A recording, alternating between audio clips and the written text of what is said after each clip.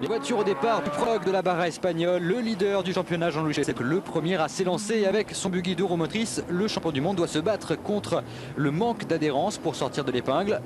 Pour couronner le tout, l'hélicoptère survolant Schlesser va soulever de la poussière juste devant lui, rendant les conditions de visibilité très délicates.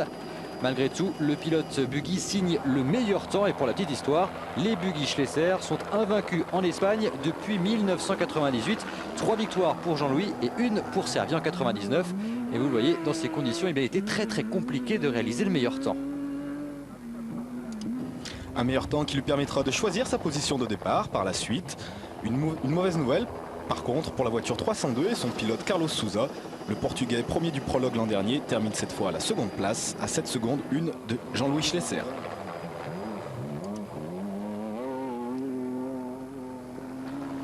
Troisième du prologue, un autre Portugais, Felipe Campos, au volant de son Toyota Land Cruiser. Et voici un autre Portugais, Paulo Martins, sur sa Nissan. Rapide en descente, mais il manque son virage. 4e place pour Paulo Martins. Très belle frayeur avec un demi-tête-à-queue. Après le passage de quelques voitures, vous vous en apercevez, la poussière reste en suspens au-dessus de la piste. Cela n'empêche pas l'Italien Corrado Vanni de signer le 6e temps. Un prologue plutôt tranquille pour José Servia sur sa Kangoo Diesel. Le pilote espagnol ne prend que la 18e place à 27 secondes 9 de son leader, Jean-Louis Schlesser. On est néanmoins content de revoir Servia après son accident lors du rallye de Tunisie, où il avait percuté, je vous le rappelle, une dune à plus de 100 km/h.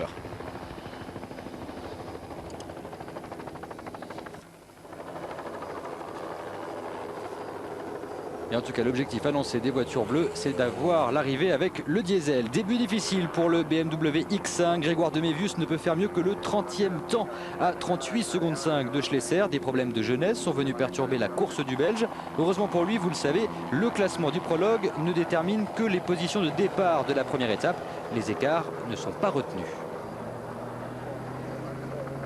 On a démarré dans la spéciale et on a fait 50 mètres et puis la voiture a commencé à perdre sa puissance. Et on n'a pas vu, mais il y avait un fusible de pompe à mazout qui était sauté. On ne sait pas pourquoi, il devait être sauté depuis le départ. Et donc, comme c'est une petite spéciale, on a un peu dit, merde, qu'est-ce qu'on fait? On a regardé tableau de bord, on ne voyait rien. Et donc on a fait de la spéciale comme ça, sans pratiquement pas de puissance. Donc c'est un peu énervant. Le Russe Vladislav Rakikanski sur Mitsubishi ne prend aucun risque lors de ce prologue. Il termine 16e. Et le coéquipier du Russe Alexander Kroll rentre dans les 10 premiers, déjà plus de 16 secondes tout de même de Schlesser, soit près de 4 secondes de perdu au kilomètre. Et voici à présent le Russe Mikhail Narishkin sur sa Nissan de l'équipe Joker Racing. Narishkin qui a gagné la barra grecque il y a quelques semaines. Narishkin qui veut remporter une victoire de prestige dans la catégorie T1, mais il n'a réussi pour l'instant que le 5e temps lors de ce prologue et il est pour le moment 27e au général.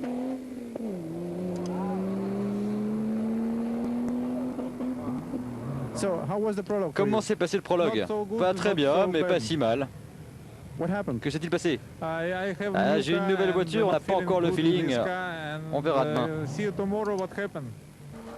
Jean-Louis Schlesser est quant à lui satisfait après le prologue. Son équipe travaille efficacement pour que sa voiture soit prête pour la course. Une course longue de 800 km.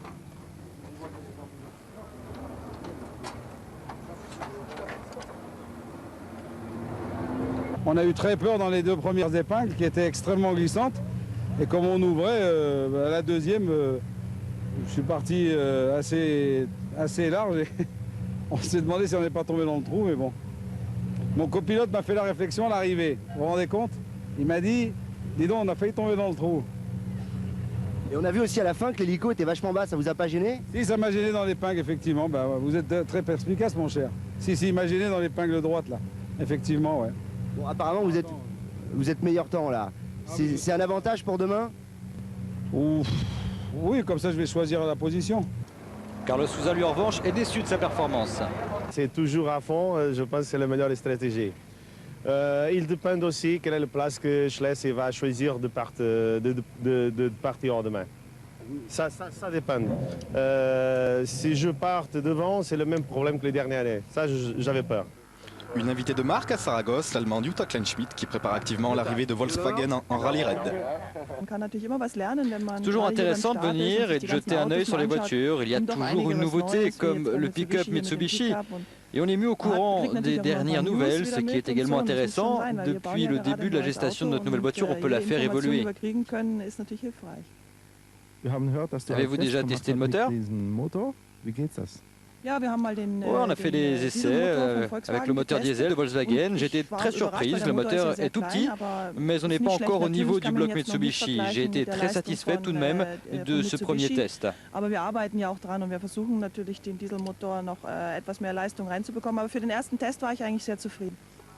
C'est donc parti pour cette barra espagnole. Les 3 premières voitures au départ, au volant Sousa, De Campos et Schlesser. Mais comme l'an dernier, le départ des voitures est vraiment proche de celui des motos, parti seulement 15 minutes auparavant. Et en maître tacticien, Jean-Louis Schlesser a laissé 2 voitures devant lui, 2 voitures qui vont être gênées par la poussière dégagée par les motos. Et désormais, lorsque Schlesser revient sur les motards, ces derniers ont déjà été dépassés par 2 autos et il peut donc les doubler en perdant un minimum de temps. C'est là aussi que l'on gagne des courses avec sa tête.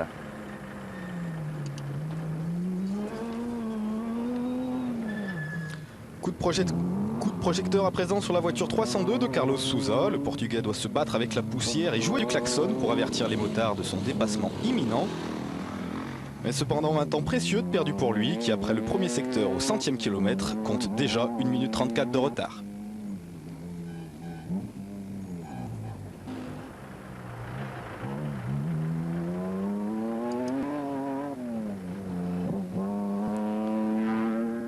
Et Felipe Campos fait mieux que Sousa. Après les 100 premiers kilomètres, il perd 1 minute et 15 secondes sur Schlesser.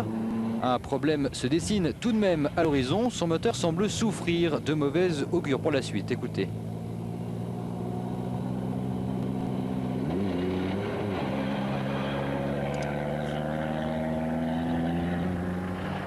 Départ canon par contre pour Grégoire de Mévus sur son BMW. Au kilomètre 100, le Belge qui est parti en 11e position a déjà rattrapé 3 voitures, parties 2 minutes avant lui.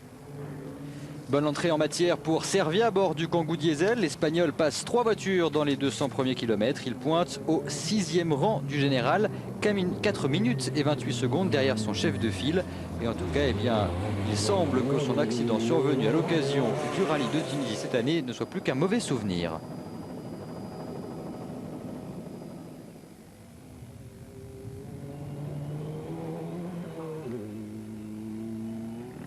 Juste devant lui, en 5e position, l'Espagnol José Luis Monterde sur Mitsubishi, à seulement 4 minutes 19 de Schlesser.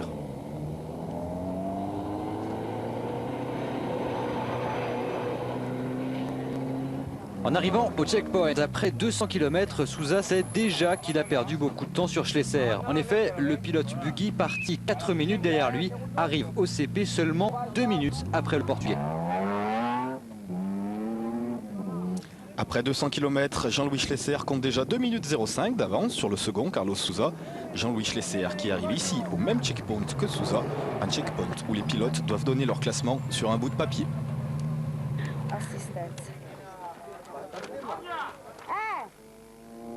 Roberto Dilani, 5e du prologue, pointe au 4e rang après 100 km. En revanche, sur les 100 km suivants, il perd beaucoup de temps et se retrouve 8e à 7 minutes 40 du leader.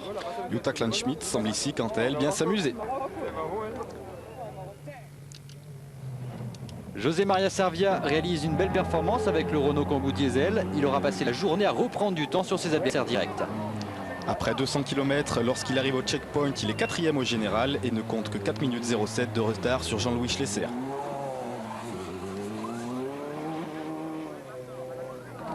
Sans problème, Grégoire de Mévus se distingue. Le Belge remonte à la 3e place du classement général.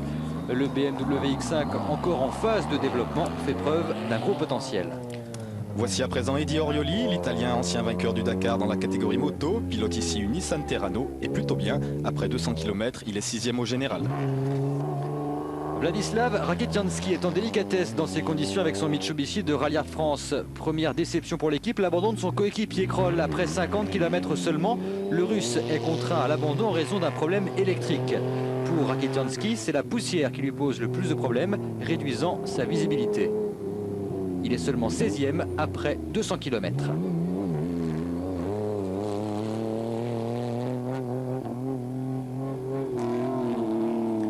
La voiture 308, c'est une Mercedes classe M et c'est celle de Thierry Magnaldi, une voiture de la catégorie T1.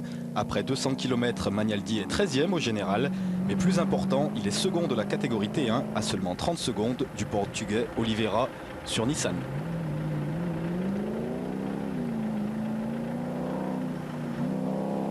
Un peu plus loin, en 3e position de cette catégorie T1, on retrouve l'Espagnol Juan Antonio Villalba dans un autre 4x4 Mercedes. Le Russe Narishkin avec sa Nissan est quant à lui 4e de la catégorie T1 à 6 minutes de Oliveira. Narishkin qui court ici avec l'Espagnol Montalban. Son copilote habituel a eu des soucis avec son passeport à la douane, d'où quelques problèmes de communication, Montalban ne parlant pas anglais.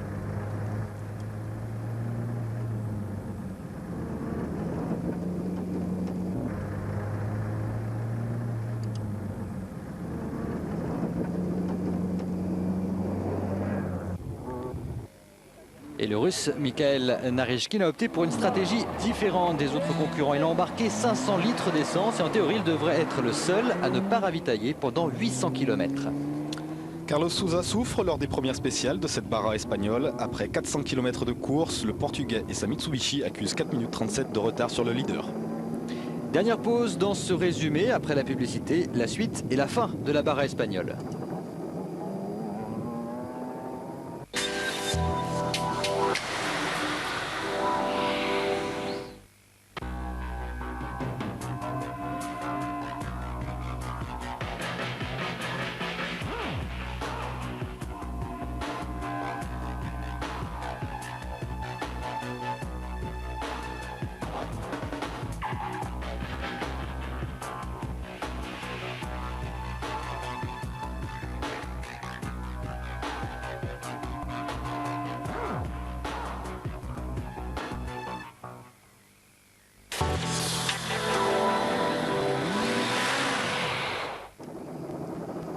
Le leader de la barra espagnole, 5e épreuve de la Coupe du Monde des rallyes tout-terrain, est Jean-Louis Schlesser. Pour l'instant, le Français ne rencontre aucun problème, mais il sait qu'il est à la merci d'une crevaison ou de tout autre problème. Après 400 km, les pilotes bénéficient d'un parc d'assistance pour intervenir sur les voitures ravitaillées, mais Schlesser prend le parti de continuer à attaquer.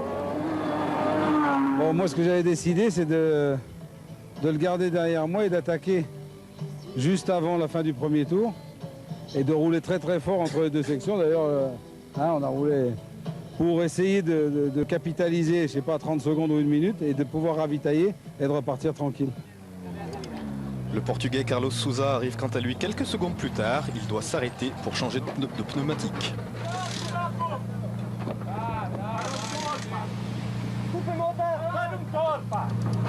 Comment ça s'est passé ce premier tour? Une crevaison et le poussière de moto, c'est de faire quelque chose. Ok, merci.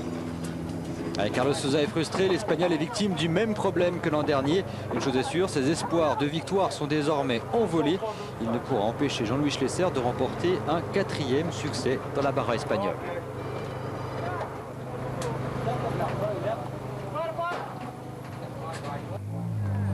Le Portugais qui repart néanmoins et qui va essayer de refaire son retard. Demi-Vus arrive 3e de ce secteur et pointe au 2e rang du classement général. Malheureusement, le ravitaillement va poser problème. Un incendie va se déclarer. Pire, l'équipe ne disposant pas d'extincteur, c'est à la bouteille d'eau que les mécaniciens vont s'attaquer au feu.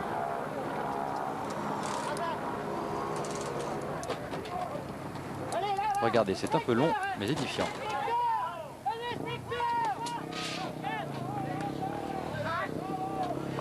Apparemment, il y a du gasoil qui a coulé sur le turbo, alors c'est pas bon. Vous pouvez repartir, vous pensez? Je sais pas, on va voir.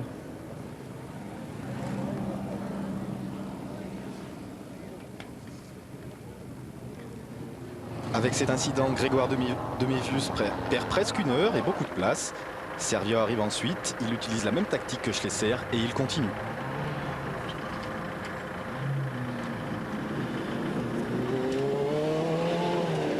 On a roulé jusqu'à l'assistance, mais les mécaniciens ont vu que le turbo était cassé. On a décidé de continuer comme ça. car la réparation nous aurait coûté vraiment trop de temps. Y después de romperse, pues puede venir el incendio que le vino a Jalnudi en Marruecos. Dans la catégorie T1, la bataille fait rage entre la Mercedes 308 du français Thierry Manaldi. Mikhail Narishkin s'est emparé de la première place dans cette catégorie, mais il va partir à la faute et devra attendre l'aide d'un spectateur pour revenir en piste. Le Russe perd 5 minutes dans cette mésaventure et la tête de la course, mais il va poursuivre son effort. Et bien lui en prend, à 20 km du but, Narishkin récupère les commandes de la course en T1.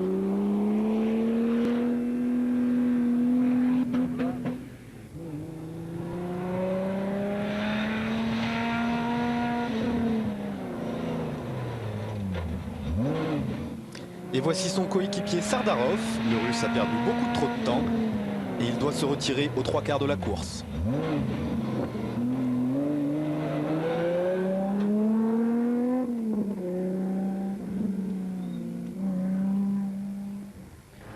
Autre Russe, Vladimir Rakitiansky, handicapé par des soucis techniques lors des 100 premiers kilomètres. Il réussit une très belle remontée. Rakitiansky termine 6e du général après de 3/4 d'heure du vainqueur. Et on peut admirer le style du Russe qui a un pied droit extrêmement lourd. On avait déjà vérifié cela à l'occasion du rallye de Tunisie.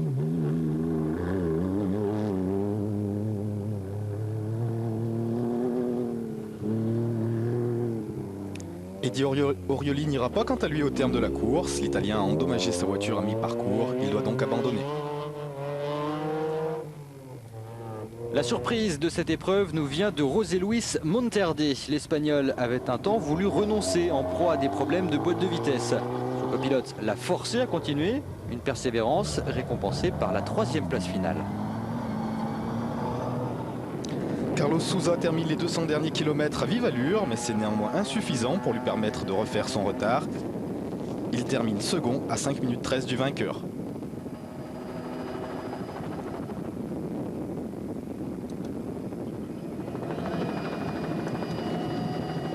Confirmation donc de la domination des Buggy Schlesser sur cette barra espagnole. Depuis 1998, aucune victoire n'a échappé aux deux roues motrices. Par ailleurs, le champion du monde signe sa 4e victoire, la 3e consécutive en Espagne.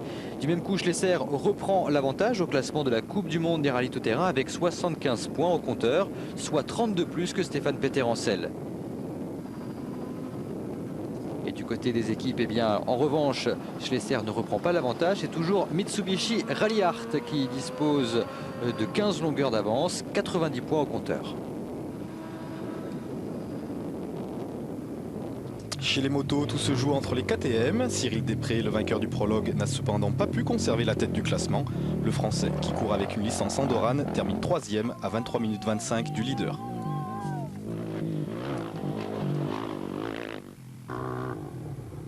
Sur le podium, l'Espagnol José Manuel Pellicer termine 2e. Plus que sa pointe de vitesse, c'est sa régularité qui a payé.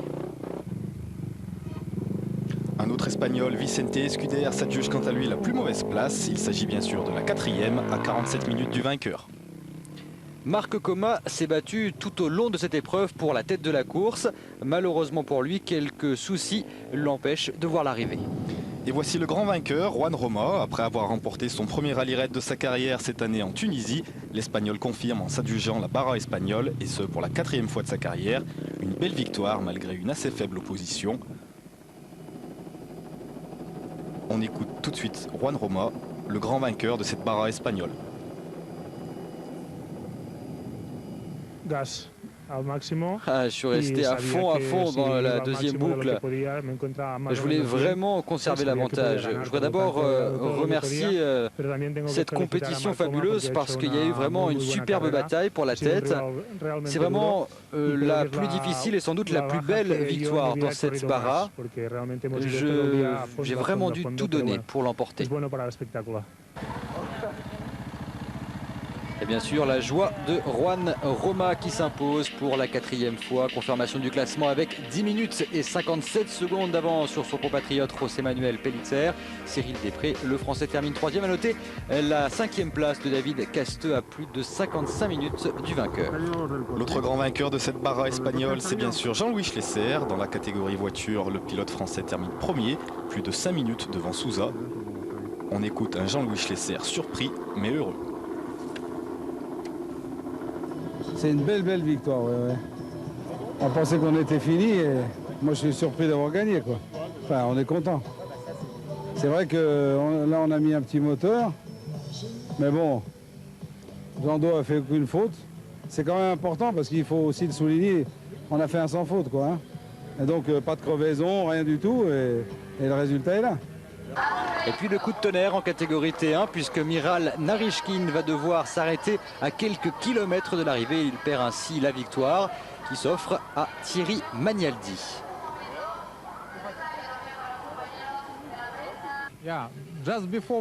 Oui, à quelques kilomètres de l'arrivée, j'ai eu un petit problème électrique et j'ai perdu une demi-heure. Et Thierry Magnaldi, qui a pris part depuis le début au développement de cette voiture, remporte une victoire. Le deuxième tour, donc on a roulé, on a gardé la même cadence, on a été assez prudent dans les parties assez cassantes, puis dans les parties qui favorisent la voiture, donc on s'est fait plaisir. Donc on a fait aucune erreur, donc j'espère que ça va payer, quoi. Le classement donc, Jean-Louis Schlesser qui s'impose devant Carlos Sousa, 5 minutes 13 d'écart entre les deux hommes, et José Luis Monterde, un petit peu le 3e homme surprise de cette épreuve, qui termine à 23 minutes et 59 secondes du vainqueur. Voilà donc pour cette barra espagnole dominée par Jean-Louis Schlesser.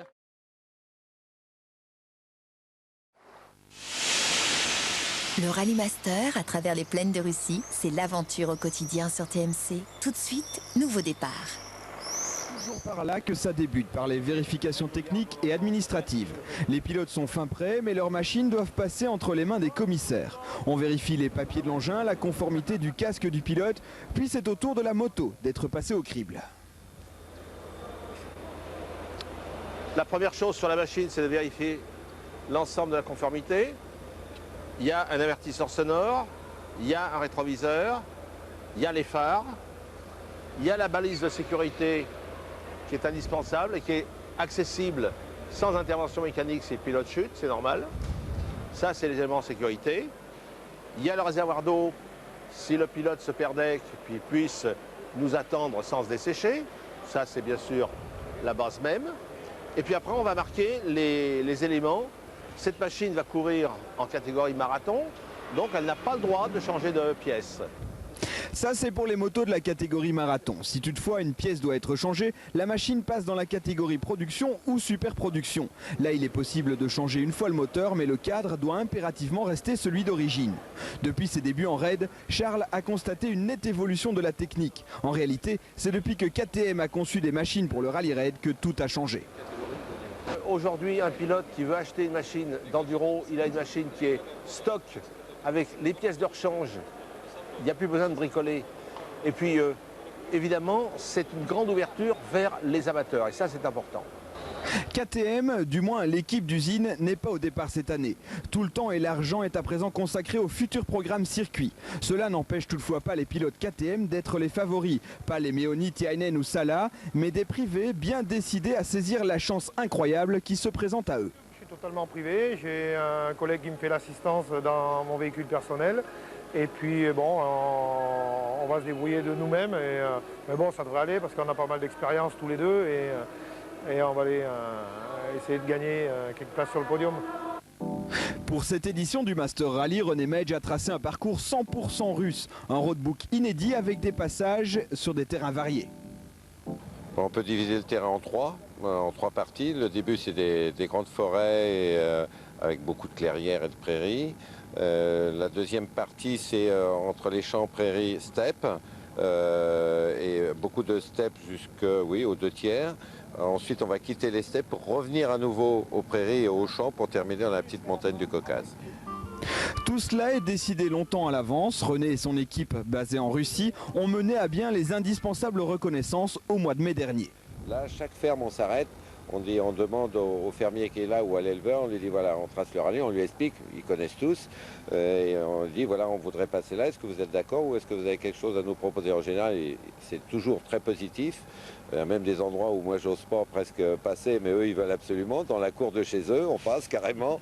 Je dis mais vous êtes sûr ça va pas gêner? Non, non, non, il faut que vous passiez là. Et au mois de juillet, il y a une autre équipe qui va passer avec toutes les instructions. C'est-à-dire que en ce moment, chaque ferme, chaque petit village sait à peu près à quelle heure va arriver la première moto chez lui.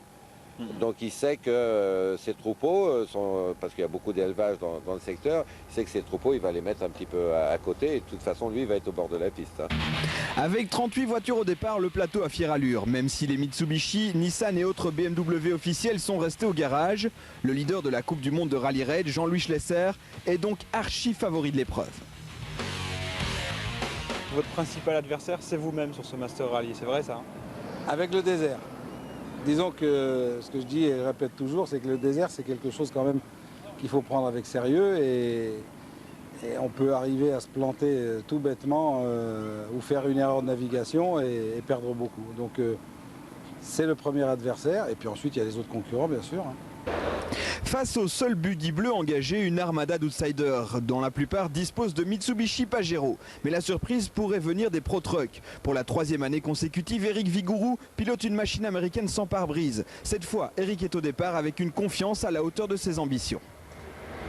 Au niveau mise au point, je crois que cette fois on a réussi à obtenir quelque chose de très fiable. Là on revient du rallye du Maroc, on a eu 0 problème technique. Là, il nous reste encore à faire un peu de travail de développement au niveau des suspensions. Je dois faire quelques voyages aux États-Unis pour essayer de peaufiner ce point-là. Mais sinon, dans l'ensemble, la voiture va très bien. Au volant de l'autre Pro Truck, celui de l'équipe ASM, un pistard pur jus. C'est la 2e fois que Christophe Tinsault prend le départ d'un rallye raid. D'habitude, son outil, c'est un proto Cadillac avec lequel il a disputé les dernières 24 heures du Mans. Bref, Tinsault passe en quelques semaines sur un type de voiture diamétralement opposé. On s'adapte. Bon, j'adore la glisse, ce que je ne peux pas faire moi sur ma Cadillac, puisque c'est vraiment le minimum de glisse, puisque plus on glisse, plus on détruit les pneus, moins on va vite. Alors que là, je dirais qu'il faut glisser pour aller vite, pour placer la voiture. Et ces débattements de suspension, c'est fantastique. Moi, quand j'ai un petit vibreur comme ça sur le bord de la piste, on casse tout. Là, un petit vibreur, je ne sens même pas, donc c'est génial. Et c'est ce côté-là, le côté aventure aussi que j'adore. Il n'y a heureusement pas eu de surprise de taille lors des vérifications techniques. Les concurrents vont passer à présent une courte nuit car ici, à cette époque, le soleil se couche durant à peine 3 heures. Et demain, on attaque les choses sérieuses. Vous savez tout presque sur les forces en présence au départ de ce Master Rally 2002. On démarre demain de Saint-Pétersbourg, on se rend à Cholm, une étape de 80 km assez courte, une mise en jambe. Je vous donne rendez-vous demain soir sur TMC à la même heure pour un résumé de cette première étape. Quant à moi, je vais faire un tour dans cette fantastique ville de Saint-Pétersbourg. À demain.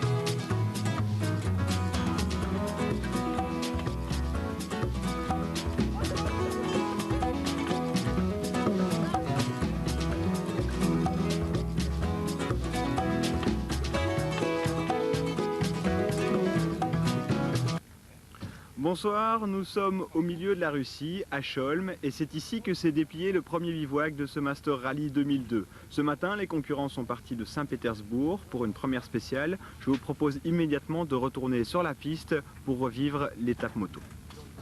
Il pleuvait ce matin à Saint-Pétersbourg lorsque les pilotes se sont présentés au départ du Master Rally. Réveil difficile pour les motards qui vont prendre une bonne douche durant 150 km de liaison. Cela n'a toutefois pas miné le moral des troupes de René Medge. D'autant que la pluie a cessé de tomber avant le départ de la courte spéciale de 80 km au programme du jour. Une courte mise en jambe, mais riche d'enseignements. Chez les motards, en l'absence des cadors de l'usine KTM, la course est plus ouverte que jamais. Bien entendu, quelques noms circulent quand on parle de favoris, mais le secteur chrono était attendu par tout le monde avant de se hasarder à un pronostic. C'est Laurent Lazare qui se présente le premier au contrôle d'arrivée. Il porte le numéro 1, c'est donc logique. Et il faut attendre un bon moment pour se faire une véritable idée des forces en présence. D'autant qu'au dire de certains, la fin de spéciale était difficile. Ça n'était vraiment pas évident. Je me suis perdu dans les derniers kilomètres. D'ailleurs, je pense que vous avez dû entendre le moteur de ma moto dans la région. Mais à part ça, la spéciale était vraiment fantastique. Patrick Siréjol n'a pas pris de risque aujourd'hui. Le Français est resté sage. Ça n'est pas sur ce genre de spécial qu'il est possible de faire la différence, surtout en tout début d'épreuve. Il fallait faire gaffe au roadbook et puis être attentif et... Voilà, apparemment ça a pas mal marché. Je me suis trompé une fois.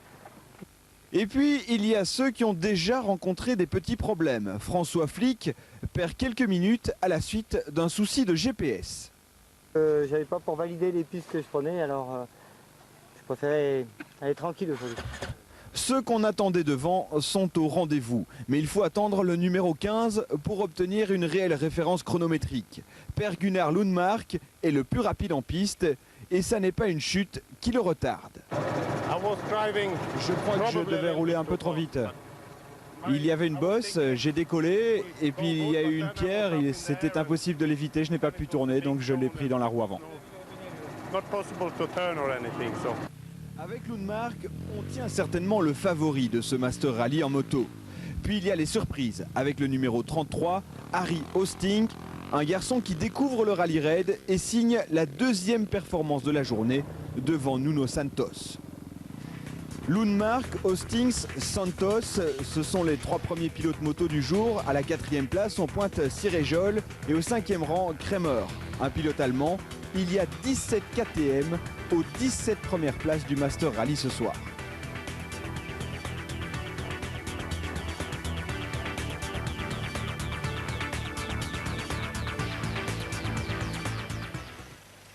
On y voit un peu plus clair ce soir en catégorie moto. Sur 4 roues, il y a également eu de la belle bagarre dans cette étape. Et c'est un vainqueur surprise qui a franchi la ligne en tête. Il conduisait cette voiture, le Pro Truck de l'équipe ASM. On retourne immédiatement dans la spéciale pour la catégorie voiture. En voiture, il y a un super favori. Jean-Louis Schlesser est là pour marquer les 10 points de la victoire et faire un pas de plus vers le titre en Coupe du Monde.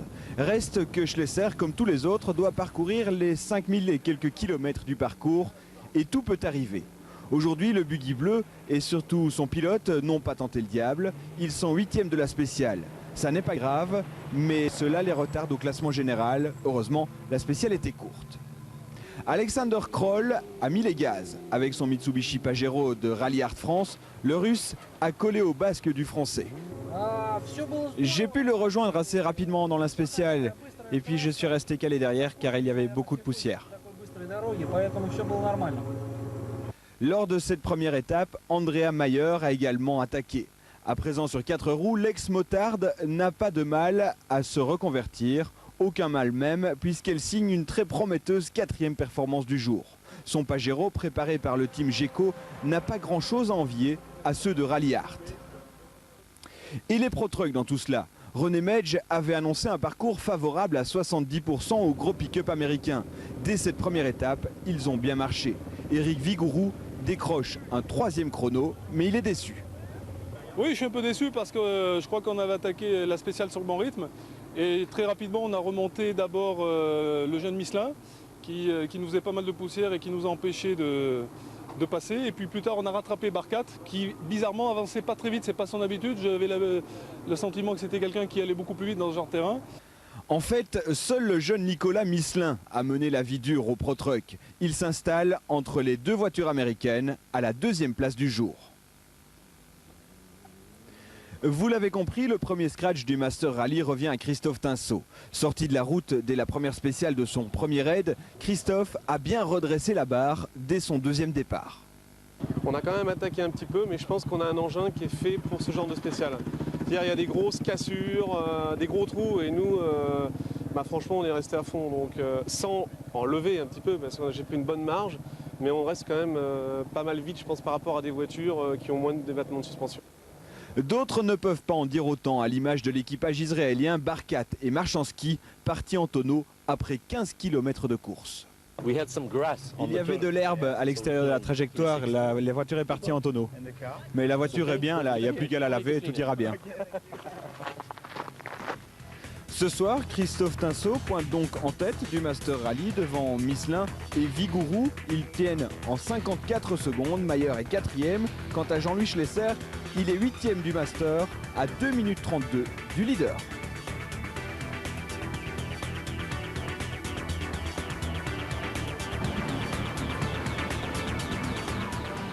Et vous voyez qu'il y en a qui vont très peu dormir cette nuit, c'est le cas des mécanos de l'équipe Rallyhard qui vont remettre le Pajero en état. Il repartira demain pour la deuxième étape de ce Master Rally. On se retrouve quant à nous demain soir sur TMC pour vivre cette deuxième étape. Il y a 2 spéciales au programme du jour et je vous propose de nous quitter avec des images des camions qui sont engagés dans la course.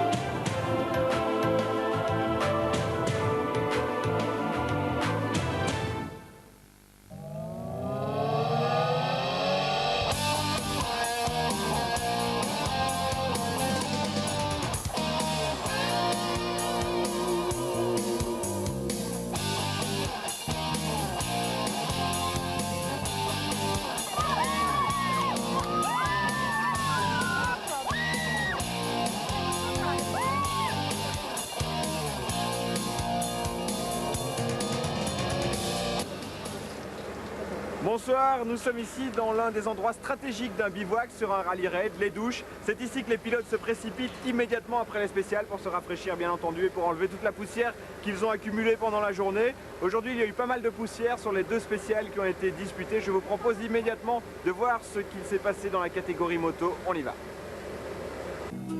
Il y avait donc 2 spéciales au menu de cette journée, 108 km pour le premier secteur entre Lubino et Lougui, puis 99 km dans l'après-midi pour se rendre à Jushnov.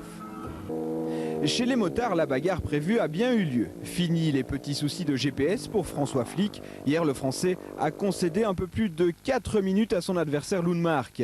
Il est hors de question de lâcher des secondes supplémentaires aux Suédois. Le parcours est rapide, très rapide même, et Flick réussit un joli hold-up puisqu'il récupère 1,41 sur Lundmark. Un Lundmark qui, dès le début du secteur, rencontre des soucis d'embrayage. Souci est le terme exact, car ça n'est pas vraiment handicapant sur les boîtes séquentielles des motos, sauf peut-être au moment de s'arrêter et redémarrer. Lundmark perd 1,41, mais on ne peut pas mettre cela sur le compte de la panne d'embrayage.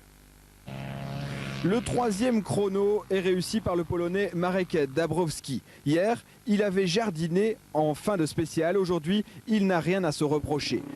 Dans la spéciale de l'après-midi, on prend les 3 mêmes et on recommence. Dabrowski empoche le 3e chrono sur un parcours boueux et rapide à la fois. Il fallait un gros cœur pour ouvrir les gaz. Aujourd'hui, c'était assez rapide. La première, ça allait, mais la seconde était vraiment très rapide. On atteignait des vitesses de pointe. La mienne, c'était 129 de moyenne, je pense. C'était vraiment très rapide. Per Gunnar Lundmark est donc à nouveau deuxième de cette spéciale de l'après-midi et à 2 secondes près, il concède le même temps à Flick.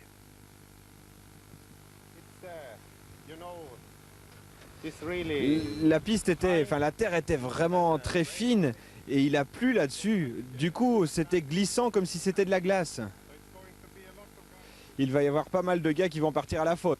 3 minutes 24 secondes, c'est le temps que récupère François Flick dans cette deuxième journée. La course moto est lancée, bien lancée, puisque le vainqueur a parcouru les 99 km à l'étourdissante moyenne de 136 km à l'heure et il prétend ne pas avoir trop attaqué. Non, justement, j'essaye plutôt de rouler calmement et ça paye puisque quand on fait pas trop de virgule, quand on roule le plus proprement possible avec ces grosses motos-là, c'est vraiment la solution. Et derrière le trio de tête, les écarts des 10 suivants sont assez minimes. Une fois encore, le Hollandais Hosting tire son épingle du jeu. Patrick Siréjol, quant à lui, a un peu pataugé durant l'après-midi et perdu un temps précieux. Et puis, un petit mot de Louis de Simone, il est le meilleur des pilotes non KTM. Ce soir, avec sa Honda, il pointe déjà à 20 minutes 53 secondes au 12e rang du classement général. Au cumul des 2 étapes du jour, c'est bien entendu François Flick qui se classe premier devant Lundmark et Dabrowski. Hosting est 4e à près de 7 minutes. Quant à Patrick Siréjol, il concède 8 minutes 20 en 207 km de spécial.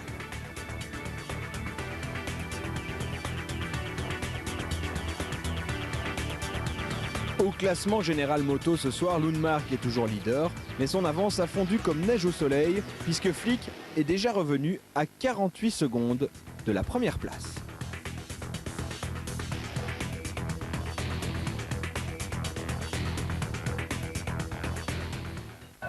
Vous savez tout ou presque sur ce qui s'est passé en 2 roues aujourd'hui. Dans quelques instants, nous allons revenir sur la course voiture. Mais avant cela, nous avons rencontré Nicolas Misselin. C'était hier soir dans le paddock. Nicolas Misselin, c'est la révélation de ce début de rallye. Il a fait une super course jusqu'à maintenant. Nous allons faire connaissance avec ce jeune homme d'à peine 20 ans. Deuxième hier et à nouveau aux avant-postes aujourd'hui, Nicolas Misselin impressionne. Lui qui débute sa carrière en sport automobile a choisi une voie peu orthodoxe en s'attaquant au rallye raid, une discipline généralement réservée aux pilotes plus âgés. C'est vrai que c'est rare.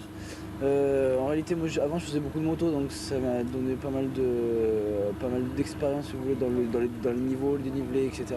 Puis après, j'avais un très bon copilote, donc il m'a pas mal aidé au début. Donc bon, là maintenant ça va, on s'entend super bien.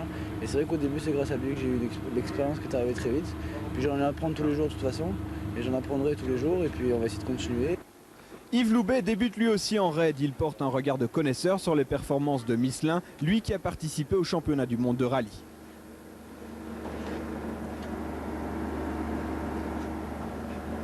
Vu de l'extérieur, tant qu'on n'a pas mis un pied dedans, certains ont tendance à rigoler, d'autres à un peu ignorer. Mais bon, moi j'ai mis le pied dedans un petit peu au Dakar.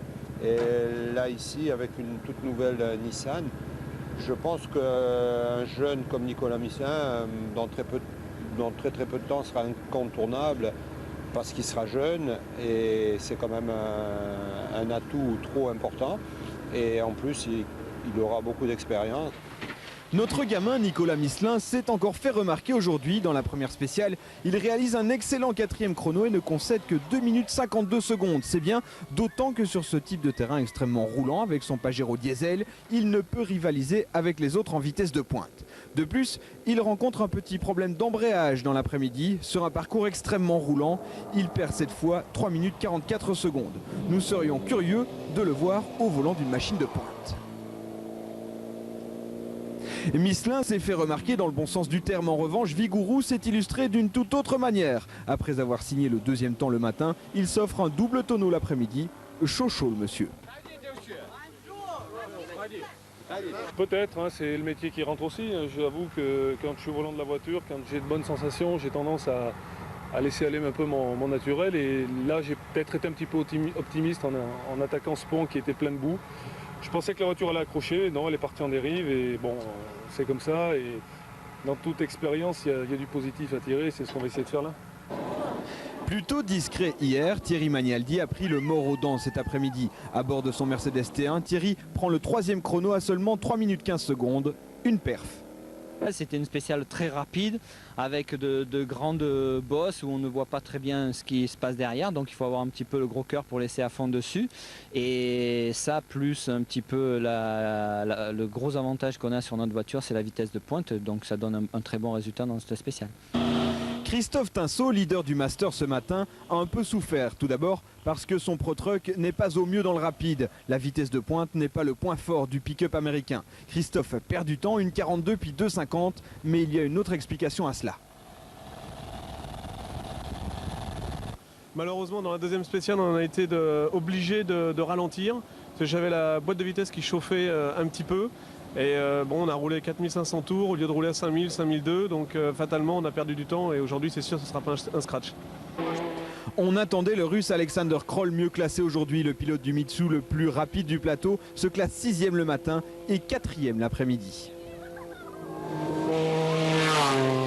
Enfin, venons-en à l'homme du jour. En retrait hier, Jean-Louis Schlesser a sorti la grosse attaque aujourd'hui. Le buggy est sur son terrain de chasse favori. Le moteur Renault a du souffle et permet au Scarabée bleu de flirter avec les 170 km/h. Le calcul est vite fait. Schlesser enfume ses adversaires et profite des qualités de sa machine pour scratcher les 2 secteurs chrono du jour. On s'est dit on va essayer. On va essayer pour pouvoir partir demain en première position parce qu'il y a une étape très dure. René nous a annoncé ça hier au briefing qu'il allait avoir des étapes de navigation très dures. Donc si on peut faire un petit écart, vous savez Henri est bon en copilotage, alors on va essayer de faire un petit trou. Au cumul des 2 spéciales, Jean-Louis Schlesser se classe donc très logiquement en tête des 207 km.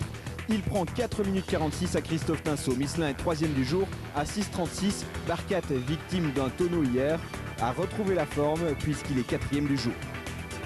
Au général ce soir, Schlesser a pris le commandement. Son avance n'est que de 23 secondes sur Tinsault. Le pilote constructeur a joué tactiquement puisque demain, il y a énormément de navigation au menu.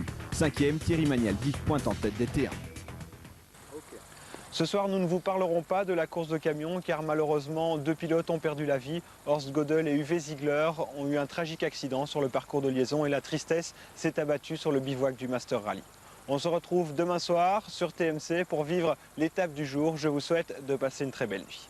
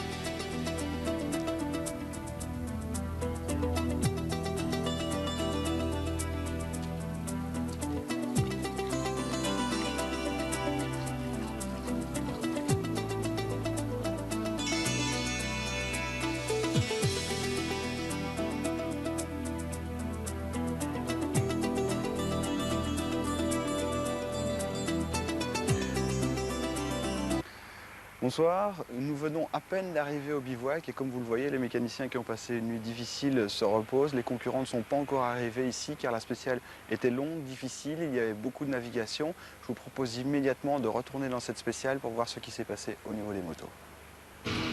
202 km de spéciale entre Jouchnov et Tambov, c'est le menu du jour avec un incroyable passage à gué sur la rivière Don.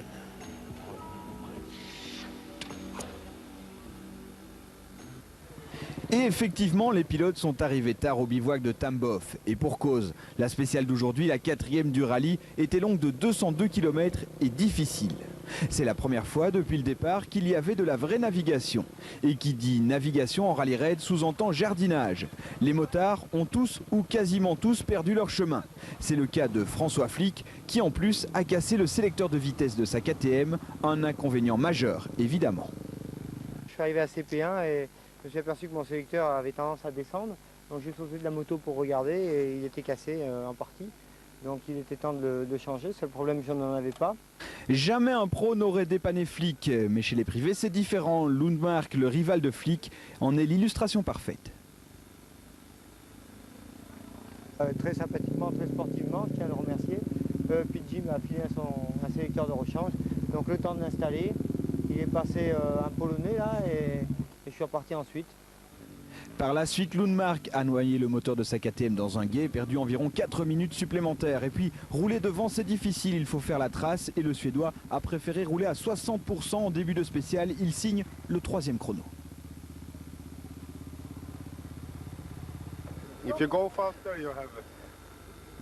Aller plus vite, c'est risqué parce que vous pouvez vous perdre, louper 5 ou 6 notes et puis continuer tout droit là où il faut tourner. Vraiment, il ne fallait pas aller plus vite. Le numéro 1, Laurent Lazare, réussit une superbe performance. Parti un peu en retrait ce matin, il a profité de la trace des autres. Mais ça n'est pas la seule explication, il a réussi une très belle navigation et le roadbook reste important. Oui, le roadbook, on va dire, c'est 90% de l'étape d'aujourd'hui. Bon, il y a aussi, on a une énormément de chance qu'il y ait beaucoup de gens au bord de la piste, parce qu'il y a quelques endroits qu'on aurait pu se perdre, et les gens étaient là pour nous mettre un peu la direction. Donc c'est vrai que c'est un peu grâce à eux aussi, mais bon, c'est vrai que si on ne suit pas le roadbook, c'est vrai qu'il y a beaucoup de gens qui vont se perdre aujourd'hui. Le vainqueur du jour, l'homme du jour est hollandais. Harry Hosting est un débutant, c'est son premier rallye raid à ce niveau. Dans cette spéciale de pure navigation, il réussit une splendide performance. Oui, c'est vrai, j'ai été bien dans la navigation. Dès que vous trouvez la bonne voie, c'est bien, le bon rythme aussi, donc moi je ne me suis pas trop perdu, c'était impeccable pour moi.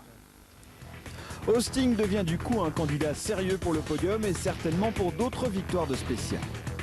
Le Hollandais gagne cette 4e spéciale avec 11 secondes d'avance sur Lazare. Lundmark est 3e et fait la très bonne opération de la journée puisque François Flick termine 11e à 18 minutes et 16 secondes.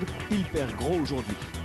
Au général, Lundmark pointe toujours en tête. Son poursuivant direct est à présent Hosting, Sirejol, Lazare et Flick sont plus loin. Quant à Dabrowski, il chute au classement général ce soir.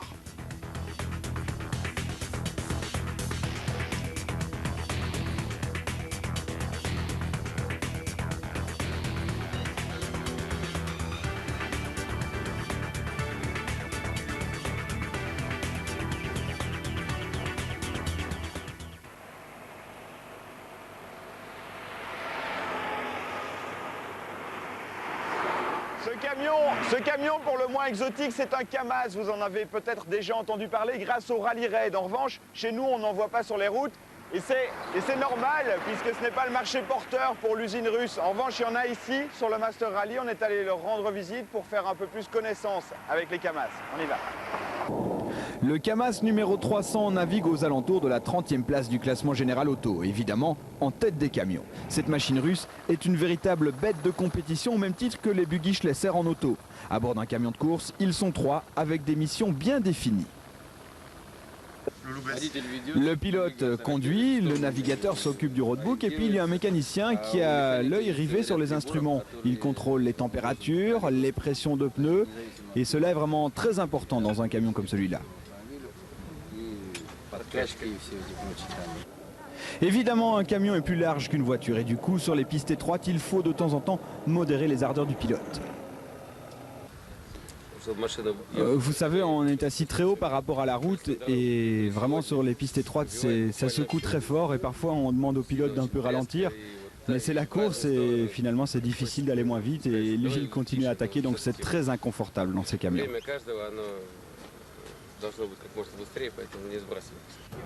Le Kamaz est bien sûr un camion 4x4 avec le moteur placé derrière la cabine. Un moteur qui ne fait que 700 chevaux, cela n'empêche toutefois pas la machine d'être une bête de compétition.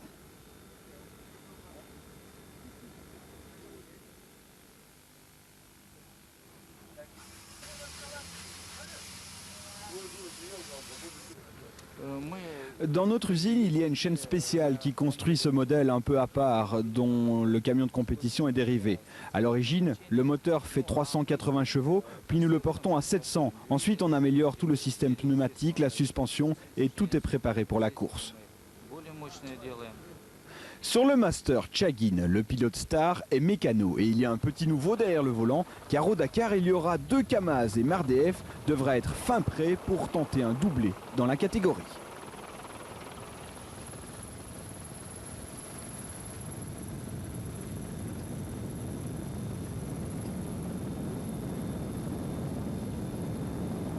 Si on s'est planté aujourd'hui à moto, les pilotes auto n'ont pas été en reste. Nicolas Misselin tout d'abord, notre jeuneau a connu une journée difficile, son Pajero est longtemps resté planté dans un gué. Il perd beaucoup de temps dans cette aventure, plus de 4h30 pour sortir de la spéciale. Nicolas concède plus de 2 heures au vainqueur.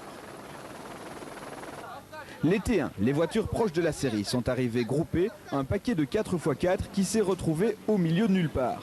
Magnaldi, lui, a perdu gros dans cette spéciale. Thierry prend une demi-heure dans la vue et perd la tête de la catégorie. Alexander Kroll est sur cette terre. La campagne russe, il connaît. Le pilote du Pajero 201 a bien tiré son épingle du jeu. La navigation était difficile. Il a pu profiter de son expérience pour empocher un bon 3e chrono.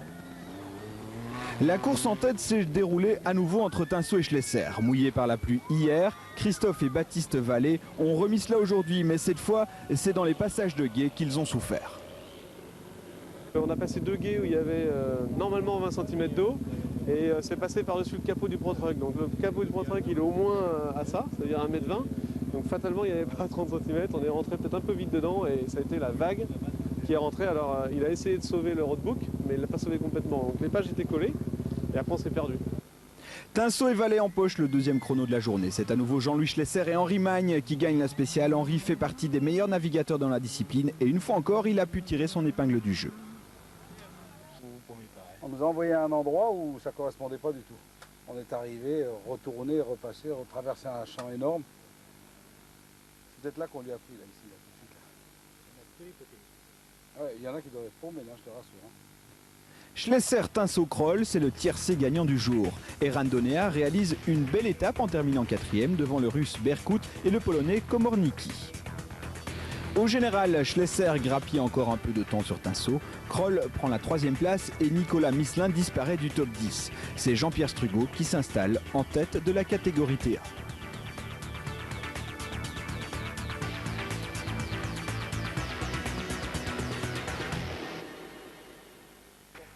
Bon, l'étape de Tambov, c'est fait. Demain, nous partons vers Saratov, c'est ça? Saratov, c'est loin?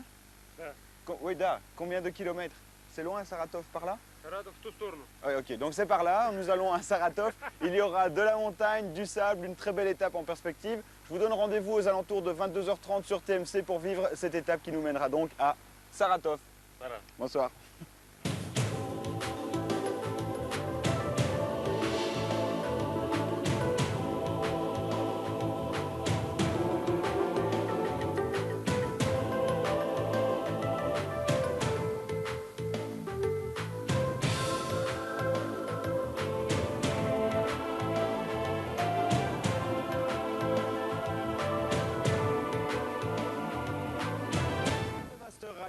Et je suis en compagnie d'un garçon qui malheureusement a connu une mauvaise aventure aujourd'hui, c'est Nicolas Misselin. Vous étiez 4e hier, Nicolas, et là vous vous êtes planté dans un gué cet après-midi. Tout à fait, bon, on était 3e hier, on a eu une grosse déception aujourd'hui, on s'est malheureusement fait manger de l'eau par le moteur. Apparemment, bon, on n'a pas pu réparer sur place, donc on s'est fait tirer jusqu'à la fin de la spéciale. Donc on va voir ce soir si on va pouvoir réparer ou pas, mais c'est vrai que c'est très difficile en étant 3e hier. Vous avez perdu 2 heures dans l'aventure, c'est vraiment dommage parce que vous êtes quand même la révélation de ce Master Rally. C'est vrai qu'on a fait quelque chose de très bien puisqu'on s'est placé 3e au général avec un moteur diesel, ce qui s'est actuellement jamais fait en championnat du monde. Donc on va essayer de continuer dans l'avenir, sur tous les rallyes en tout cas. Merci Nicolas. Voilà donc Nicolas Misselin qui était 3e hier, là il a perdu 2 heures aujourd'hui. Je vous rappelle le classement, ce soir c'est Jean-Louis Schlesser qui pointe en tête devant Tinsault et Kroll. Strugo a pris la première place des T1, il est 6e au général. Et en moto, Lundmark est en tête devant le Hollandais Hosting, Sirejol est 3e. Quant à Flick, il pointe à la 6e place. On a fait des coupes franches un peu dans les champs, hein, parce que là on a compris. Puis dans les arbres un peu, mais ici il y a à manger et à boire là-dedans. Hein.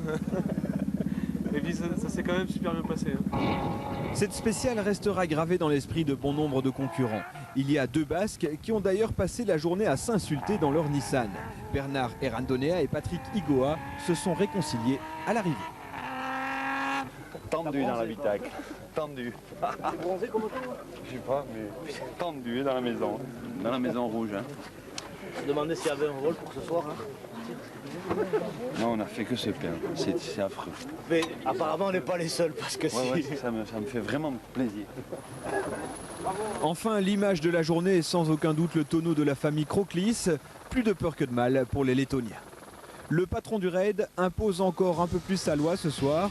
Magnaldi termine à 14 minutes 15 secondes, Tinso à 17,33. Michelin quant à lui est resté à nouveau planté. Cette fois c'est un trou qui lui a gâché la journée. Il perd près d'1h30. Au Général Auto ce soir, Schlesser a fait le trou. Il possède à présent 19 minutes 24 secondes d'avance sur Tinso. Kroll est en sursis à la 3e place.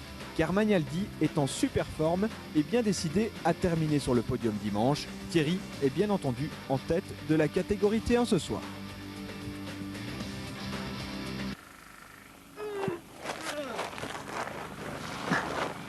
Voilà, pour aujourd'hui c'est déjà terminé. On se retrouve demain aux alentours de 22h30 sur TMC. Déjà pour la 6e étape de ce Master Rally. Je vous souhaite de passer une belle nuit. À demain.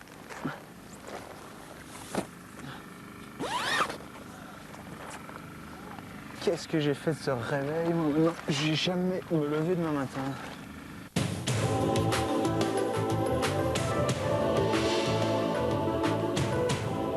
Sans frein avant. Là, ça devenait très dangereux. Hein. J'ai eu un petit peu peur en essayant, en le sachant et en essayant de rouler consciente de ce problème-là, mais c'était très délicat. Après une arrivée spectaculaire, Flick réalise le meilleur chrono du jour devant le surprenant Nuno Santos. Le Portugais affûte son pilotage de jour en jour. Il y a de fortes chances qu'il en gagne au moins une avant la fin. Pour moi, c'est joli parce que je suis un pilote de trial. Je fais, je ne conduis très vite, je suis doucement, mais c'est très joli, mais c'est très difficile aussi. Cette 6e spéciale n'a pas souri à Harry Hosting. Le pilote hollandais s'effondre totalement aujourd'hui. Il ne commet pas vraiment d'erreur comme les autres. Il a souffert de la boue et arrive à près de 40 minutes du vainqueur du jour. Le Polonais Dabrowski connaît certainement les pièges du terrain. Sa KTM était équipée de garde-boue motocross. La bonne option, il finit 3e.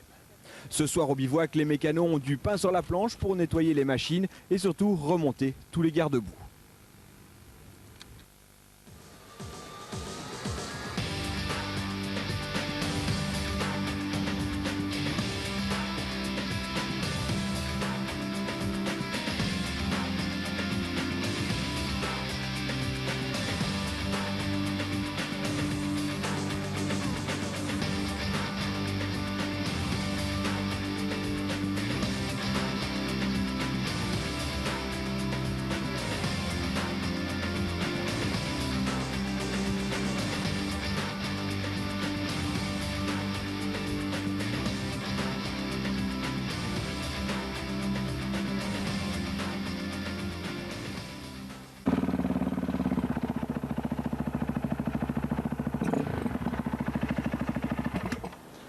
Bon Norbert, je suis un peu perplexe, hein. Je pense pas que je vais te l'acheter parce que, enfin, je sais pas, il me manque un peu de pêche il me semble, non? Un peu de pêche, on en refait le moteur. C'est vrai? C'est vrai? Norbert, c'est son 3e rallye raid, c'est un motard privé, il roule sur une KTM et il va nous expliquer comment on fait pour rouler sur une aussi fantastique machine que celle-là dans le Master Rally. Norbert Dubois en a rêvé de nombreuses années comme beaucoup de motards, mais lui, il a décidé de franchir le pas et de se lancer dans l'aventure du rallye raid. Ça fait 13 ans que je fais des courses, donc je fais de l'enduro, de l'endurance. Bon, et ça faisait longtemps que j'étais tenté par faire du rallye raid, mais bon, il faut avoir les moyens quand même, donc j'ai commencé à 40 ans à me faire du rallye raid. Et quand on achète une KTM, on va chez son marchand de moto, on dit bonjour monsieur, je voudrais une KTM pour faire un rallye raid? Non, pas du tout. Pour moi, je pouvais pas acheter une moto comme ça neuve, c'est quand même trop cher. Ça veut dire quoi ça, trop cher? Trop cher, ça coûte environ 150 000 francs quand même. Donc moi j'avais pas les moyens. Bon, le milieu du rallye est un milieu fermé, donc les gens qui s'achètent et qui se vendent des motos, ils se connaissent. Le prix d'une KTM d'occasion tourne autour de 15 000 €. À cela, il faut ajouter 10 000 € de budget de fonctionnement et d'engagement. Équipé de la sorte, on part avec un maximum d'atouts. C'est une moto qui a été faite spécialement aussi. Par exemple, aujourd'hui, on a eu des passages de guet. Bon, bah, on voit que les pots ils sont vraiment hauts. Donc, on avait de l'eau jusque-là, mais si les pots sont trop bas, l'eau rentre dans les pots. Le filtre à air, il est à la place des réservoirs. Vous voyez, on le voit ici un peu, il y a le filtre à air qui est au-dessus. Donc ça veut dire qu'on peut rentrer dans l'eau jusqu'à 80 cm et on risque rien, quoi. On ne risque rien, d'accord, mais il vaut mieux avoir un peu d'expérience avant de partir à l'aventure. Moi, à mon avis, il faut quand même savoir faire de la moto. Il faut avoir déjà une bonne expérience dans la moto. Et après, on peut commencer à faire du rallye-raid. Et au vu de l'étape spéciale d'aujourd'hui, on ne va certainement pas le contredire. Les pilotes auto ont moins souffert. Finalement, la boue a surtout handicapé les deux roues motrices. Schlesser a perdu un peu de temps, mais ça n'est pas très grave. Vu son avance, il peut dès à présent gérer et aujourd'hui, il n'avait aucun intérêt à attaquer dans la mesure où son plus grand rival, Tinso, était lui aussi en deux roues motrices. Les deux leaders du Master étaient à armes égales et Tinso a perdu une dizaine de minutes supplémentaires. Vigouroux, sur l'autre Pro Truck, nous explique la difficulté du pilotage du jour. On faisait du surplace, on a roulé je pense pendant à peu près 80-100 km à 30 à l'heure, 20 à l'heure. Il fallait être très très prudent parce que rien que le poids de la voiture l'emmenait des fois sur les bas-côtés. Et dans les bas-côtés, il y en avait certains qu'il valait mieux éviter. Cette spéciale était pour les Mitsubishi 4x4. Alexander Kroll a sans doute également profité de sa connaissance du terrain pour tracer. Le Russe s'offre son premier scratch du rallye, mais il s'en est fallu de peu pour qu'il loupe cette opportunité, car juste derrière, Nicolas Misselin, parti très loin, a réalisé une fantastique remontée. Et tous les spéciales fines en pilotage, c'est ce que je préfère. Les spéciales où c'est des autoroutes, ça me dit rien. Et c'est vrai que là, c'est là où on fait la différence, c'est ça qui me plaît. En T1, Magnaldi réussit le même exploit qu'hier. Il signe un super temps, mais Thierry était surtout ravi à l'arrivée pour une toute autre raison. On s'est retrouvé une fois en tête de la spéciale, quoi, je veux dire, à ouvrir la piste. Ça faisait très longtemps que ça m'était plus arrivé depuis la moto d'ailleurs, donc ça m'a fait plaisir, je veux dire, c'était un moment de bonheur. Au bivouac ce soir, toutes les voitures ont eu besoin d'un bon petit coup de lavage. Kroll offre le premier scratch du rallye à Mitsubishi ce soir. Nicolas Misselin passe à 2 minutes 25 de la montre en or. Une petite erreur de navigation lui coûte le meilleur temps. Barkat pointe lui à 8 minutes 55. Schlesser est le plus rapide des pilotes en deux roues motrices. Il concède 13 minutes 49 à Kroll. Les positions au Général Auto ne changent pas ce soir. Schlesser accroît encore un peu son avantage sur Tinso et Kroll fait la super opération puisqu'il revient à moins de 4 minutes du Pro Truck. Tous les autres sont à présent à plus d'une heure de l'homme de tête et Magnaldi est solidement accroché à la première place en T1. Par la vitesse et tout, parce que ça roulait super bien depuis le début. Et je voyais le panneau CP, je me dis bon ça passe, on avait un peu d'élan et puis malheureusement juste avant la dernière butte, il y avait une très très grosse dune où le véhicule s'est un peu arrêté. Et après, j'avais pas assez d'élan pour monter la dernière et j'ai pas pu faire demi-tour à droite ou à gauche. Donc on est resté planté. Le grand perdant du jour, c'est Thierry Magnaldi, leader des T1 ce matin. Le pilote Mercedes a perdu gros dans les dunes et même un peu auparavant. On s'aperçoit que le pont est à 150 degrés, donc on s'arrête et là dès qu'on sort, les flammes sous la voiture, donc lancer du sable, évacuer toute l'herbe et tout. Et donc là on s'aperçoit qu'en fait ça nous a brûlé les soufflets des transmissions. Donc déjà dans notre tête on se dit qu'on est mal puisque bon, s'il n'y a plus de soufflets, le sable va s'emmagasiner au milieu des billes. Donc avec la graisse ça va faire pâte à rôder et puis ça va pas tenir très longtemps. Donc... Et effectivement le sable a entraîné la caisse de la transmission. Magnaldi perd près de 2h30. En T1, c'est Yves Loubet qui est le plus rapide de la journée. Le rallyman signe un magnifique 8e temps scratch. Et évidemment, le classement T1 est complètement bouleversé puisque Loubet pointe ce soir en tête du groupe. Et de 4 pour Jean-Louis Schlesser, pas vraiment handicapé par les deux roues motrices de son buggy. Schless creuse encore un peu l'écart. Il colle 14 minutes 33 secondes à Kroll, 20 minutes 38 à Tinso. Komornicki est 4e du jour. Quant à Barkat, même après son tonneau, il finit 5e de l'étape. Au général, Schlesser est bien sûr toujours en tête, mais ce soir, Alexander Kroll passe 2e. Il possède à présent 2 minutes 07 d'avance sur Tinso. Les autres sont à plus de 2 heures du leader. Et Yves Loubet s'est installé à la 8e place du général, en tête des T1.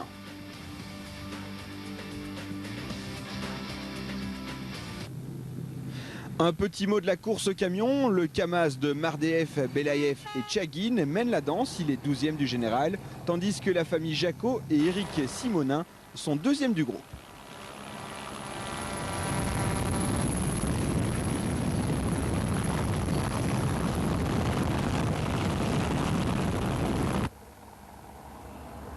Une fois encore, René Medj nous a gâtés ce soir en établissant le bivouac ici sur les bords de la Volga. C'est sublime, tout simplement sublime. Nous sommes en Kalmoukie et on appelle cette région la Petite Mongolie. Demain, on reste en Kalmoukie. On partira vers Elista, une spéciale très longue dans laquelle il y aura beaucoup de navigation avec des dunes, des lacs salés à traverser pour les pilotes. On se retrouve demain soir sur TMC aux alentours de 22h30 pour le résumé de la journée. Bonne soirée.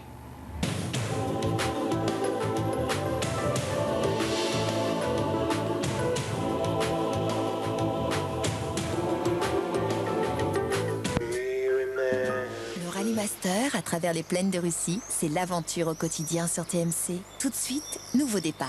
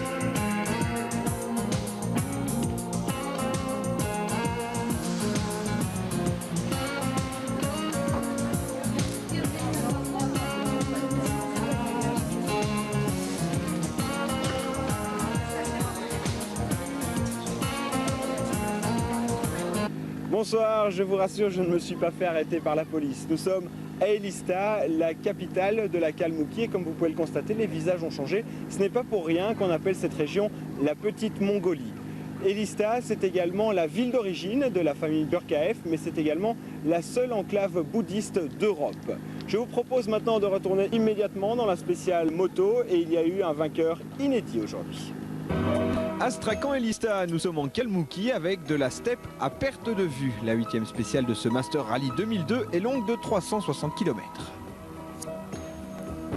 D'entrée de jeu, c'est la galère. Il y a beaucoup d'eau sur le parcours et les pilotes ont du mal à sortir de cette mauvaise passe. D'autant que la fatigue commence à se faire sentir pour bon nombre de motards. Les deux leaders du général sont partis avec 2 minutes d'écart ce matin, Lundmark devant Flick. Ils font une bonne partie de la spéciale ensemble. Dans ces conditions, François Flick a du mal à tenter une échappée. Le Français doit rapidement se résigner à jouer le statu quo aujourd'hui. Cette tactique fait évidemment le jeu des outsiders. Aujourd'hui, Laurent Lazare, le Français résident en Uruguay, a décidé de tenter un coup. Lazare prend des risques et ça paye. Il ne commet pas d'erreur et gagne 10 minutes sur son plus proche poursuivant. J'ai vraiment marqué parce que vu que le un peu était fini pour moi pour le général, je voulais quand même essayer de faire quelque chose de bien dans une spéciale, donc j'ai quand même pris des risques. C'est pour ça que d'ailleurs je suis tombé à quelques kilomètres d'ici. Harry Austin a retrouvé couleur, à se parler. Le Hollandais est évidemment couvert de boue comme ses petits camarades, mais il arrive 2e de l'étape. Lundmark réalise un nouveau podium de spécial, mais l'important pour lui, c'est qu'il prend environ 4 minutes supplémentaires à François Flick. Dabrowski s'est loupé à 3 reprises des erreurs de GPS qui le poussent à la 4e place du jour. Marek est toujours à la recherche d'un premier temps scratch. Mon apprentissage continue, je suis un peu à l'école ici. Je commence à comprendre comment fonctionne la navigation et je commence à être de plus en plus rapide sur la piste. Cette journée était sans doute de trop pour Nuno Santos. Le petit Portugais est mort de fatigue. Pour lui, un trialiste, plus de 350 km par jour, c'est vraiment très long. Nuno est 15e de la spéciale. Je suis très fatigué et je suis aussi un peu pas bon parce que j'ai aussi aujourd'hui un grand problème électrique avec la moto. Et aujourd'hui, il a beaucoup d'eau et eau électrique marche pas bien. Le 6e de la spéciale du jour, c'est De Simone, un superbe résultat pour le Français qui ne dispose pas de l'arme KTM. Le seul problème que l'on a, c'est le poids. Le poids qui est beaucoup trop haut. Donc automatiquement, perds beaucoup de temps quand j'ai le plein. C'est quasiment inconduisible debout, il faut s'asseoir dans les virages. Et aujourd'hui, on a eu une spéciale avec de la boue, du dur et de la boue en surface. C'était une vraie patinoire. Au classement de cette 8e spéciale, Laurent Lazare est donc le champion du jour. Il arrive 8 minutes 56 secondes devant Hosting. Lundmark réussit un nouveau podium aujourd'hui devant Dabrowski et François Flick. Le classement général, Marc est bien sûr toujours en tête avec 37 minutes 15 secondes d'avance sur Flick. La 3e place est totalement indécise à 3 jours de l'arrivée. Dabrowski, Hosting et Siréjol se tiennent en moins d'un quart d'heure. Il en faut bien un dans une course. Le dernier du classement général ce soir, c'est le numéro 35. Il s'appelle Denis. Il est ici en compagnie de son ami Pierre sur le Master Rally. Pierre est en train d'opérer la moto pour le moment. Je vous propose de retourner directement sur la spéciale. On les a rencontrés cet après-midi et vous allez voir, c'est une équipe vraiment sympa. Dès le début du rallye, Denis Grelier chute et se blesse au poignet. Le lendemain, il décide de partir par la route et écope de 21 heures de pénalité. Denis est bon dernier du Master Rally et il a la ferme intention d'aller au bout au guidon de sa machine verte, la seule Kawa du plateau. Quand on regarde le moteur de votre machine, il est tout petit, forcément, puisque c'est une 300 cm3, la plus petite moto du plateau. Oui, c'est un choix pour démontrer qu'on peut faire du rallye raid à l'heure actuelle sans investir une fortune, comme par exemple les KTM rallye raid qui sont faites pour ça, mais qui coûtent la bagatelle de 20 000 €, je crois. 20 000 €, moi c'est mon budget total avec moto, préparation et assistance. Et c'est possible de bien rouler, de bien figurer avec cette machine-là? Oui, disons que c'est pas, évidemment, c'est des sports pas avantagés. Ça n'a pas trop été le cas jusqu'à hier et aujourd'hui, où là c'était 2 étapes quand même très roulantes, mais malgré tout, sans prétendre, de toute façon il ne faut pas rêver, un amateur comme moi, comme la majorité des participants au rallye raid, ne peuvent pas lutter contre des gens, comme Lundmark ou Richard V, tous ces gens-là. Avec son petit 300, Denis est loin d'être ridicule, il se classe parfois parmi les 15 premiers en spécial. Son but c'est d'aller au bout, et puis il est papa d'une petite fille, alors le rallye raid, ça n'est pas toute sa vie. J'arrête. Pourquoi? Parce que j'ai 42 ans et puis ça fait 22 ans que je fais de la moto. Et je voulais les rallye raids, c'était un vieux rêve en fait que j'ai réussi à réaliser en 99 en faisant le rallye de Tunisie. Et puis j'ai tellement appris pendant ce premier rallye que je me disais c'est dommage de ne pas mettre tous ces acquis à profit pour en faire un deuxième. Voilà, c'est le deuxième et dernier.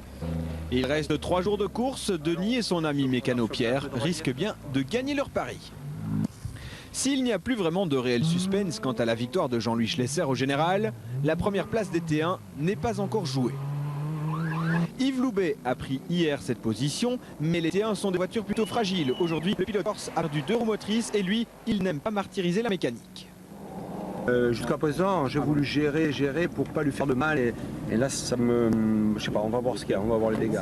En même temps, c'est un T1, c'est une voiture qui n'est pas... Oui, mais c'est pour ça. Tu sais, j'ai quand même pas mal l'habitude du groupe N en rallye et il faut un petit peu faire la même chose. Même si les rallyes sont tellement courts aujourd'hui, tu peux taper dedans, mais là, attends, c'est la folie. Tu vois le nombre de kilomètres, tu te demandes comment c'est possible. Moi, je me demande comment ça tient. Hein. Voilà. Allez, ciao. Dans l'aventure, Yves limite les dégâts. Il perd environ un quart d'heure sur Jean-Pierre Strugo, qui est à présent le mieux placé des pilotes Mercedes pour jouer la victoire dans le groupe. On est quand même près de l'arrivée, donc ça sera dur. À la régulière, je pense que c'est pas possible. Maintenant, la piste peut décider autrement. La spéciale d'Éric Vigourou a été pénible. Le pilote du Pro Truck a explosé une roue de son engin sur un obstacle. Le train avant est ouvert. Vigourou est resté dans la spéciale. Il perd à nouveau un temps énorme et espère bien repartir demain. Jean-Louis Schlesser a été sage aujourd'hui, il assure sa victoire et finalement, il n'y a pas vraiment de réel adversaire dangereux à la régulière. Dommage que Jutta Kleinschmidt, arrivale historique, ne soit pas présente au Master. Elle vous manque, Jutta? Ouais. Donc il y a moins de remous, il y a moins de vagues. Ok, merci. Alexander Kroll et Christophe Tinceau jouent la 2e place du général. Aujourd'hui, le Mitsu et le Pro Truck ont quasiment fait jeu égal et c'est donc le statu quo. Enfin, cette 8e spéciale restera à jamais gravée dans la mémoire de Nicolas Misselin. Nicolas réussit son premier scratch en rallye raid, un petit exploit qui en appelle sans doute d'autres. Ah ouais, là on a roulé fort. Ouais. Autant en début spécial, on n'était pas trop motivé, on roulait bien, mais bon, pas à 120%. Donc, dès qu'on a recommencé à rattraper la poussière, on était à 120% et on a roulé très fort. Ça va l'air amusant en plus. Ah, on s'est régalé, j'ai vu l'état. La première feuille de classement de ce soir, Nicolas Misselin va certainement l'encadrer, l'accrocher au-dessus de son lit. Il devance Tinsault de 3 minutes 3 secondes et Kroll de 4 minutes 12. Le Français grignote donc 1 minute 9 secondes aujourd'hui. Jean-Louis Schlesser est 4e, il contrôle toujours. Jean-Pierre Strugo réussit une très belle spéciale et pointe au 5e rang. Un coup d'œil sur le général, histoire de constater une fois encore l'avance de Schlesser. Kroll et Tinsault sont à présent séparés par 58 secondes. Ça va être chaud demain entre ces deux-là. Barkat n'est pas parti ce matin. À la suite de son tonneau d'hier, il s'est fracturé la jambe. Du coup, Monterde prend la 4e place et Loubet pointe au 5e rang.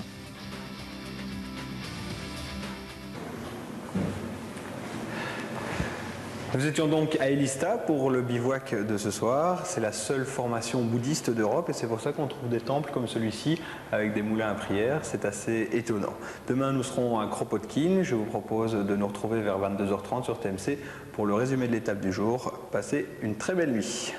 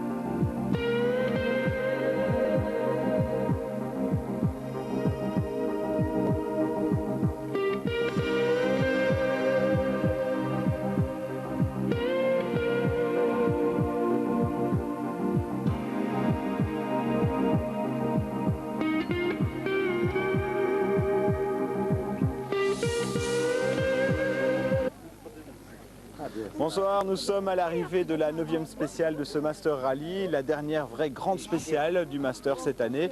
Une spéciale qui se déroulait entre Elista et Kropotkin, 268 km, très rapide avec beaucoup de pilotage, des passages de digues et des pistes entre des lacs. Vous allez voir, c'est superbe. On retourne immédiatement dans la spéciale moto. Pas vraiment grand chose à se mettre sous la dent aujourd'hui dans la spéciale moto. Les pilotes ont sans doute décidé d'en rester là. Flick et Lundmark se sont à nouveau surveillés de très près. Le Français n'a pas fait d'erreur. Il réalise sans doute sa meilleure spéciale du rallye et empoche un nouveau scratch, le 3e depuis le départ. Il a roulé seul une bonne partie de la journée. Les autres ont jardiné et se sont perdus comme des bleus, tous sans exception. Le plus embêté dans l'histoire, c'est sans aucun doute Lundmark qui s'est fait un peu peur tout de même. Pendant un bout de temps, j'étais du mauvais côté d'un canal et puis j'ai finalement décidé de faire demi-tour pour revenir sur mes pas car cela devenait dangereux pour le général. Le Viking prend le 4e chrono de la journée. Harry Ostink a retrouvé la forme, le pilote hollandais se classe 2e du jour, juste devant le Polonais Dabrowski, décidément très régulier depuis le départ. Ce matin, Laurent Lazare s'est lancé le premier sur la piste, c'est la rançon du succès après son scratch d'hier. Il a ouvert la route, un exercice pas toujours évident. Ben, c'est difficile, j'avais connu ça le premier jour parce que par ordre de numéro j'étais parti premier. On veut vraiment faire bien, donc des fois par exemple à 100 mètres avant la donnée, on tourne un petit peu avant, donc on se concentre plus, c'est là qu'on fait aussi des erreurs. Par contre c'est vrai de ne pas avoir de traces c'est difficile parce que par moment c'est rassurant de voir une trace par terre. Donc on se dit c'est la bonne piste alors que là il n'y avait personne. Dans ce Master, il y a 2 courageux pilotes de quad. Le Tchèque Josef Machalek est 15e du général, tandis que le Portugais Leal Santos pointe au 21e rang. Ils vont sans doute réussir l'exploit de rallier l'arrivée. Le classement de la spéciale moto avec Flick qui a couvert les 268 km en un peu plus de 3 heures. Osting pointe à 7,11. Dabrowski est une nouvelle fois sur le podium du jour. Lundmark perd 11,41 aujourd'hui. Et puis il faut souligner la belle performance de l'Allemand Christian Wulffel qui est 5e de l'étape. Pas de panique pour Lundmark, il possède encore 25 minutes et 34 secondes d'avance sur Flick. C'est gérable, Dabrowski tient pour l'instant la 3e place, mais avec un peu moins de 10 minutes d'avance sur Osting. Enfin, Sirejol et Santos peuvent encore espérer gagner une place au tableau général. Alors là, il y a un petit blocage. Comment ça? Là, il y a une vertèbre qui est bloquée. Il y a une perte de mobilité au niveau de cette vertèbre-là. Pascal, c'est l'ostéopathe du team Grohan et il connaît son métier. Là, il est en train de me débloquer mon blocage. Pascal, c'est un métier que vous faites sur tous les rallye races, hein? Oui, je pars régulièrement avec le team en tant qu'ostéopathe pour suivre les pilotes de Mercedes, pilotes et copilotes de Mercedes, et puis éventuellement les mécaniciens s'il y a besoin. Ouais. Et quelles sont les pathologies que vous rencontrez sur ce genre de raid? On trouve surtout des blocages au niveau cervical et lombaire. Les cervicales dues au port du casque, aux secousses ou au choc au niveau des cervicales. Et puis du fait du port du casque. Et puis au niveau lombaire, quand ça tape trop fort, on a des tensions au niveau du lombaire, au niveau du bassin notamment, qui remontent jusqu'au niveau lombaire. Moi, l'image que j'ai d'un ostéopathe, c'est un gars qui fait craquer tous les os et qui parfois fait mal pour faire du bien. C'est pas votre cas, j'ai l'impression. Eh bien, c'est-à-dire qu'en ostéopathie, on évolue de plus en plus vers des techniques douces pour éviter la manipulation. Là, c'est une technique que j'emploie, qui a été mise au point par deux ostéopathes français qui nous permet d'éviter la manipulation, qui n'a pratiquement aucune contre-indication et sur lequel on choisit de travailler sur le spasme ligamentaire, puisque la lésion ostéopathique, c'est une perte de mobilité au niveau d'une articulation ou d'un tissu quelconque du corps humain. Et lorsqu'on est passé dans les mains de Pascal, c'est reparti pour au moins 400 bornes.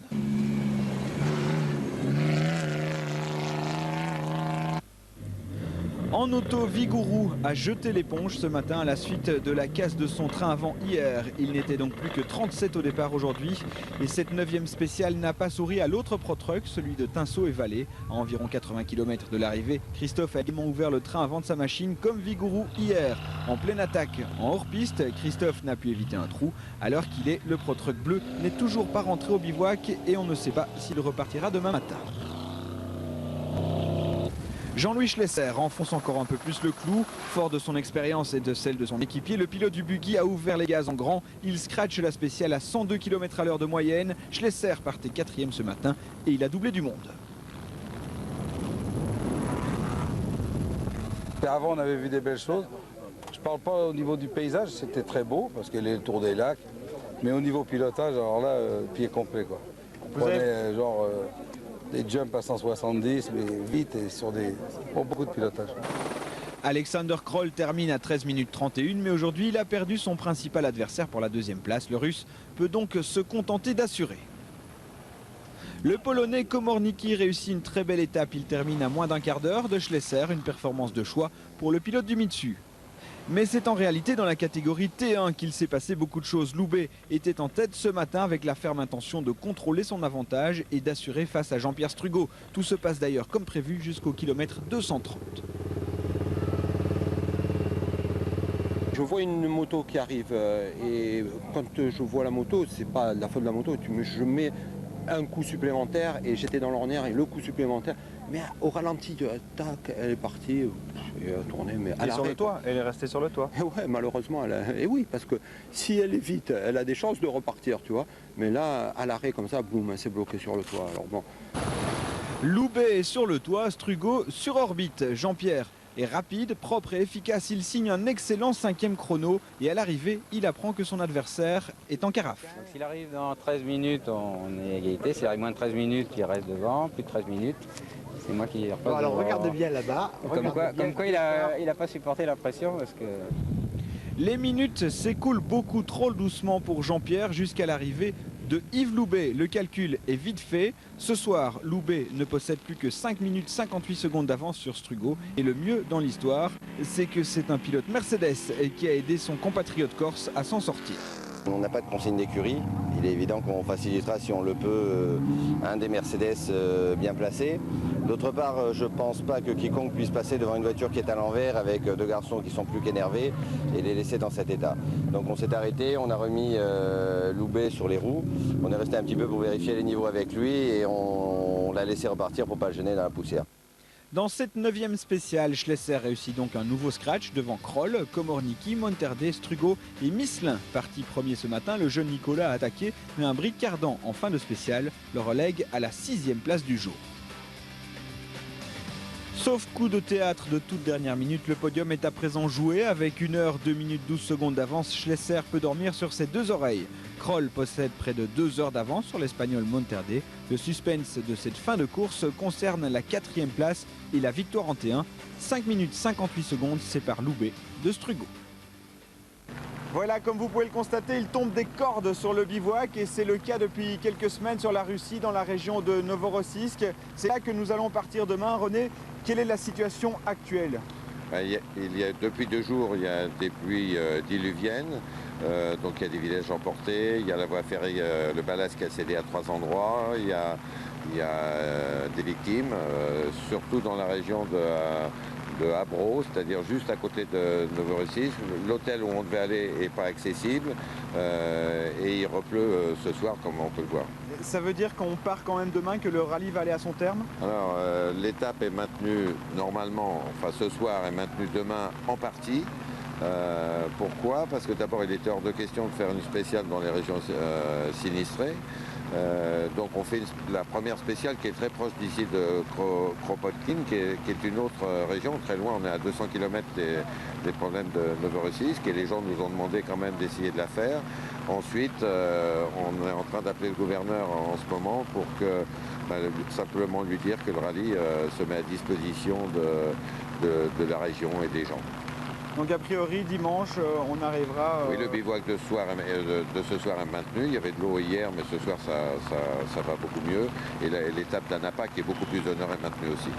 Ok, merci René. On se retrouve donc demain soir aux alentours de 22h30 sur TMC pour vivre l'étape de samedi. À demain, bonne soirée.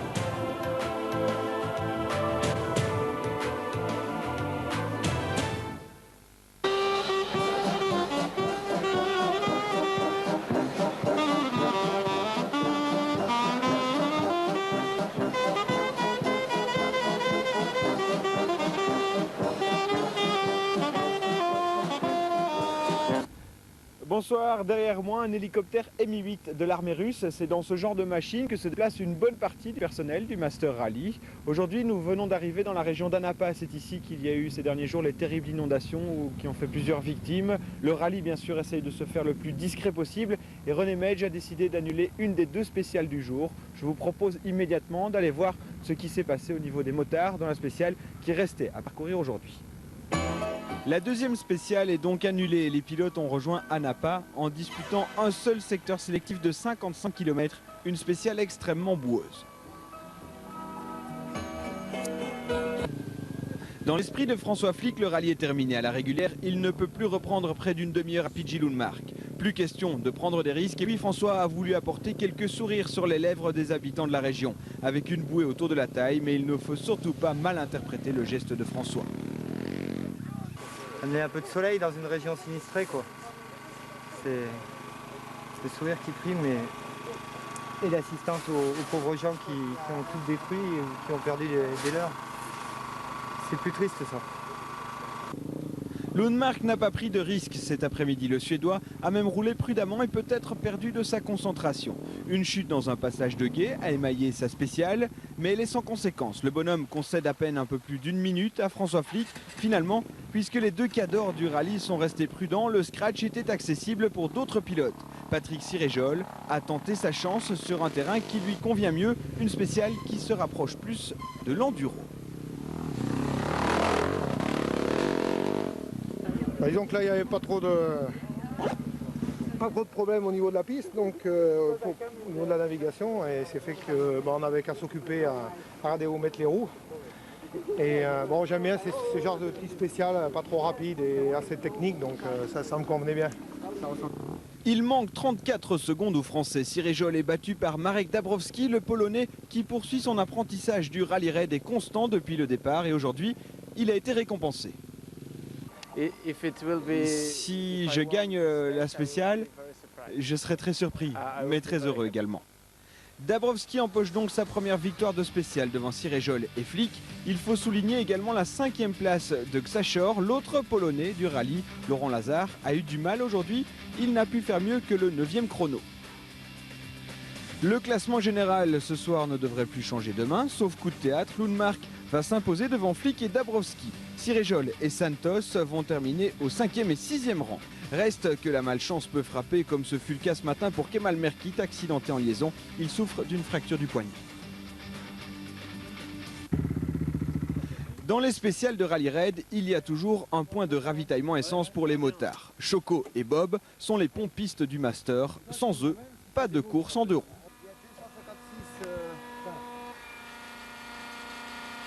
On a roulé de nuit, on s'est reposé une trentaine de kilomètres du point et puis on est arrivé ce matin. Et là je vois Bob que c'est vous qui faites le ravitaillement, ce n'est pas le pilote qui doit le faire, c'est un service que vous leur rendez ou c'est le règlement qui veut que ce soit vous qui... Non, c'est nous qui leur rendons un service. Ils nous demandent ce qu'ils veulent en principe en fonction des équilibres de moto, etc. Ils nous demandent ce qu'ils veulent et on leur donne ce qu'ils veulent. Ça veut dire quoi ça en fonction des équilibres? Parce qu'au niveau des poids, ils ont par exemple, lui il a un réservoir qui est plein de ce côté, celui-ci est vide, donc il veut très certainement une moitié de carburant pour équilibrer la moto.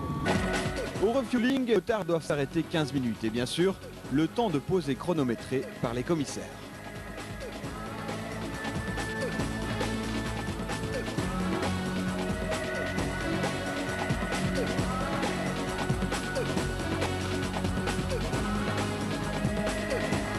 Ça permet de se reposer 15 minutes, mais c'est vrai que ça casse aussi le rythme. Et vous en profitez pour un peu checker la moto ou Je vais regarder un petit peu la moto, boire un petit coup et voilà. Ouais. C'est également l'occasion de faire une pause pipi. Choco et Bob sont sur les raids depuis de nombreuses années et ils ont vécu pas mal d'aventures.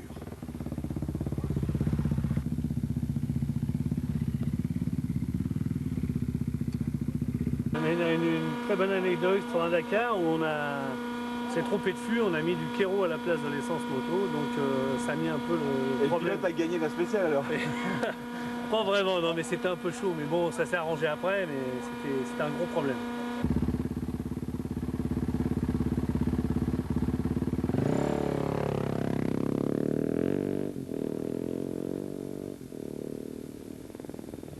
Rentrons immédiatement dans le vif du sujet. L'enjeu de la spéciale, c'est la victoire en T1 chez les autos. Nous sommes à bord du Mercedes de Jean-Pierre Strugo. Il doit reprendre 6 minutes à Yves Loubet.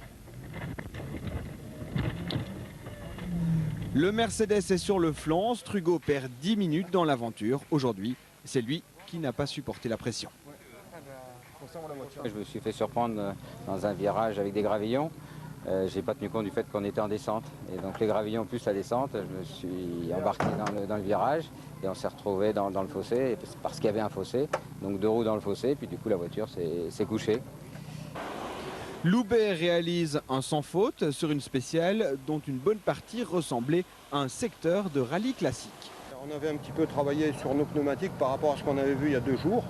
Et on avait fait des petites modifs qui sont en directionnel et en freinage. Donc j'avais la voiture qui était toujours, qui restait toujours là de partir en aquaplaning.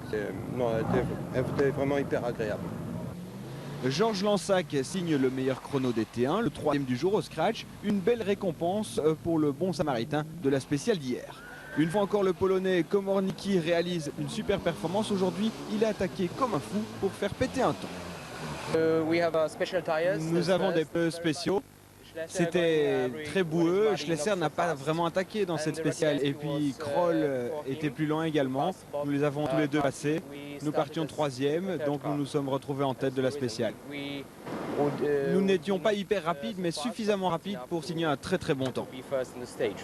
Komornicki loupe le scratch pour 2 minutes 03 et c'est à nouveau Nicolas Misselin qui enlève la spéciale sur un terrain qu'il apprécie. Le problème des flaques, c'est qu'elles étaient surtout à l'entrée des virages. Donc on partait dans les virages en glisse et on ne savait pas exactement quand est-ce que ça s'arrêtait. Donc il fallait peindre plein gaz et aller le plus vite possible pour bien ressortir. Enfin, après une courte nuit à la suite de sa cabriole d'hier, Christophe Tinsault est reparti dernier ce matin et il termine 5e du jour. Schlesser ne figure pas parmi notre classement, il est 20e de la spéciale. Le futur vainqueur a assuré au maximum, laissant la place à Misselin et Komornicki. Lansac est 3e au sommet de la feuille des classements. Le général n'a pas évolué ce soir. Schlesser, Kroll et Monterde sont quasiment assurés de terminer sur le podium. Sauf catastrophe, Loubet va finir premier en T1. Il possède ce soir 15 minutes 36 d'avance sur Jean-Pierre Strugon. Vous voyez, les voitures sont vraiment très sales aujourd'hui. Les pilotes ont souffert dans la boue. Demain, l'ultime spéciale de ce Master Rally pour la forme sur la plage d'Anapa. Je vous propose de nous retrouver aux alentours de 22h30 pour un résumé de cette dernière spéciale du Master Rally. Passez une très belle nuit.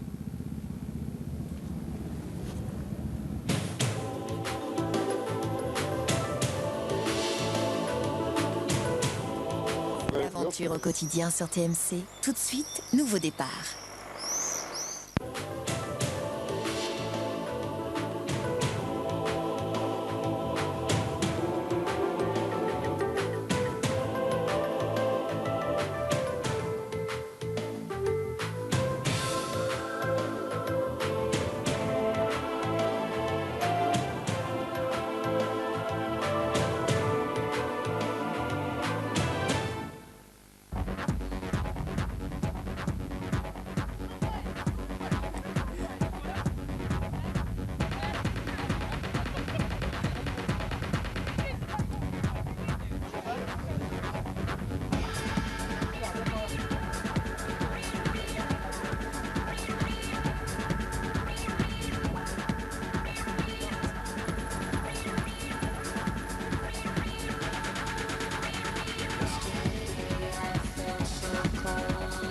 Bonsoir, c'est terminé, c'est ici à Novorossiysk que vient de s'achever le Master Rally 2002. Derrière moi, les 3 motards qui sont sur le podium, Lundmark, devant Flick et Dabrowski. Je vous propose immédiatement d'aller voir ce qui s'est passé ce matin dans l'ultime courte spéciale du Master.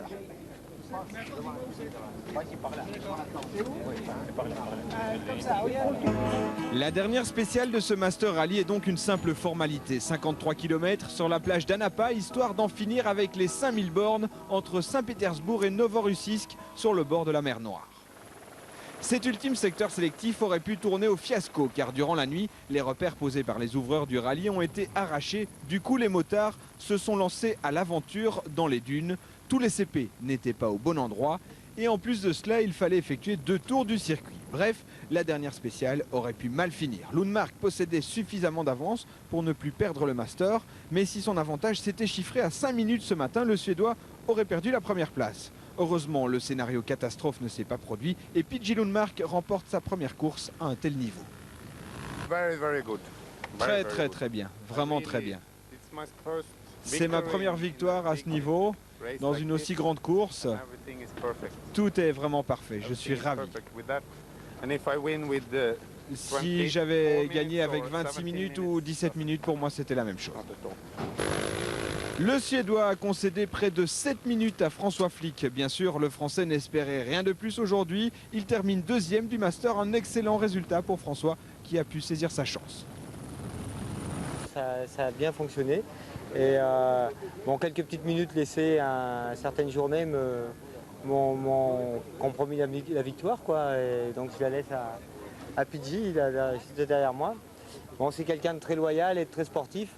Il m'a aidé un jour où j'avais cassé mon sélecteur et ça c'est un geste vraiment sympa.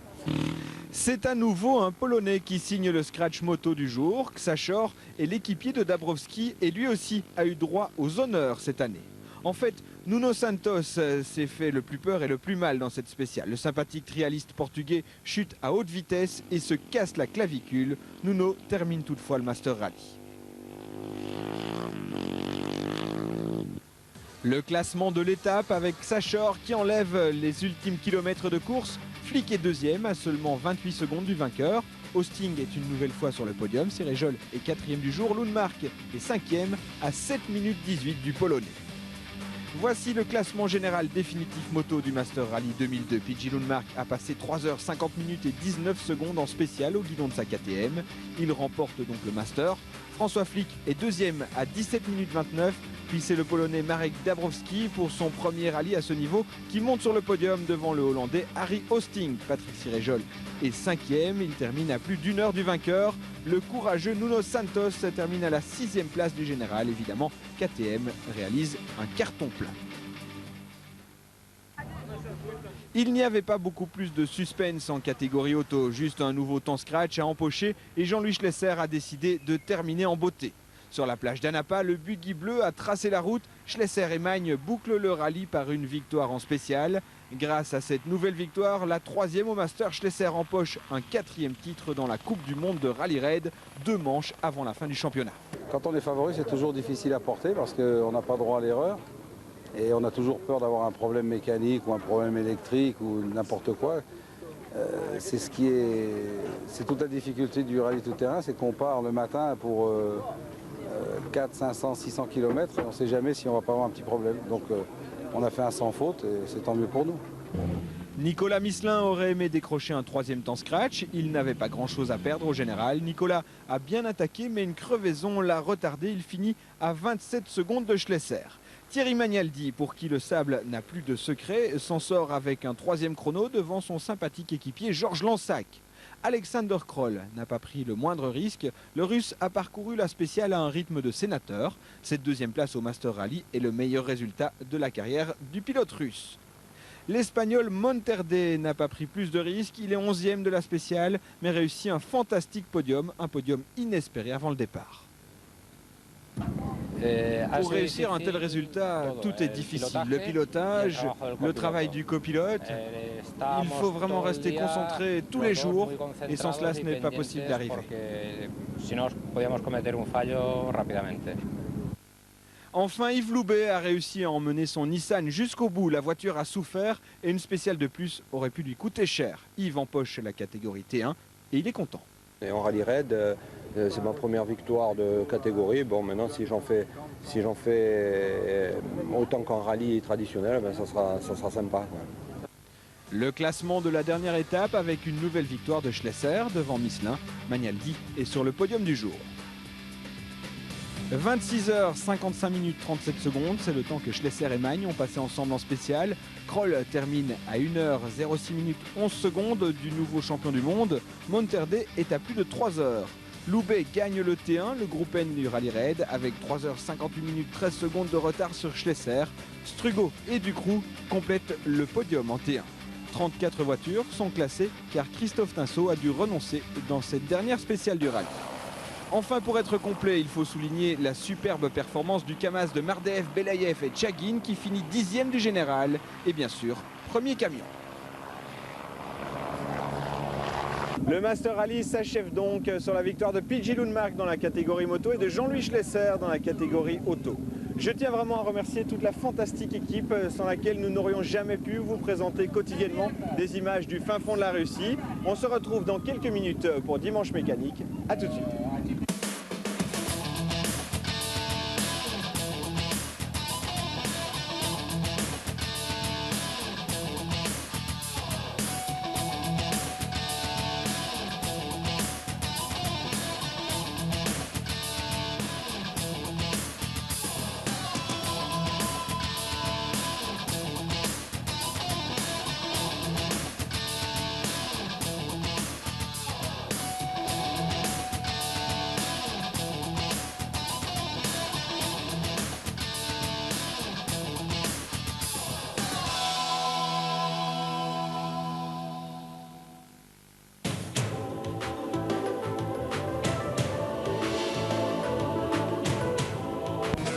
entre le championnat du monde des rallyes et la Coupe du monde des rallyes raids qui a été remportée aujourd'hui par Jean-Louis Schlesser lors de l'arrivée du Master Rally. Je suis en compagnie de René Medj, le grand organisateur du Master. René, un petit bilan, les concurrents sont très contents du tracé de l'épreuve. Comment avez-vous encore réussi à faire des spéciales aussi belles que celle-ci?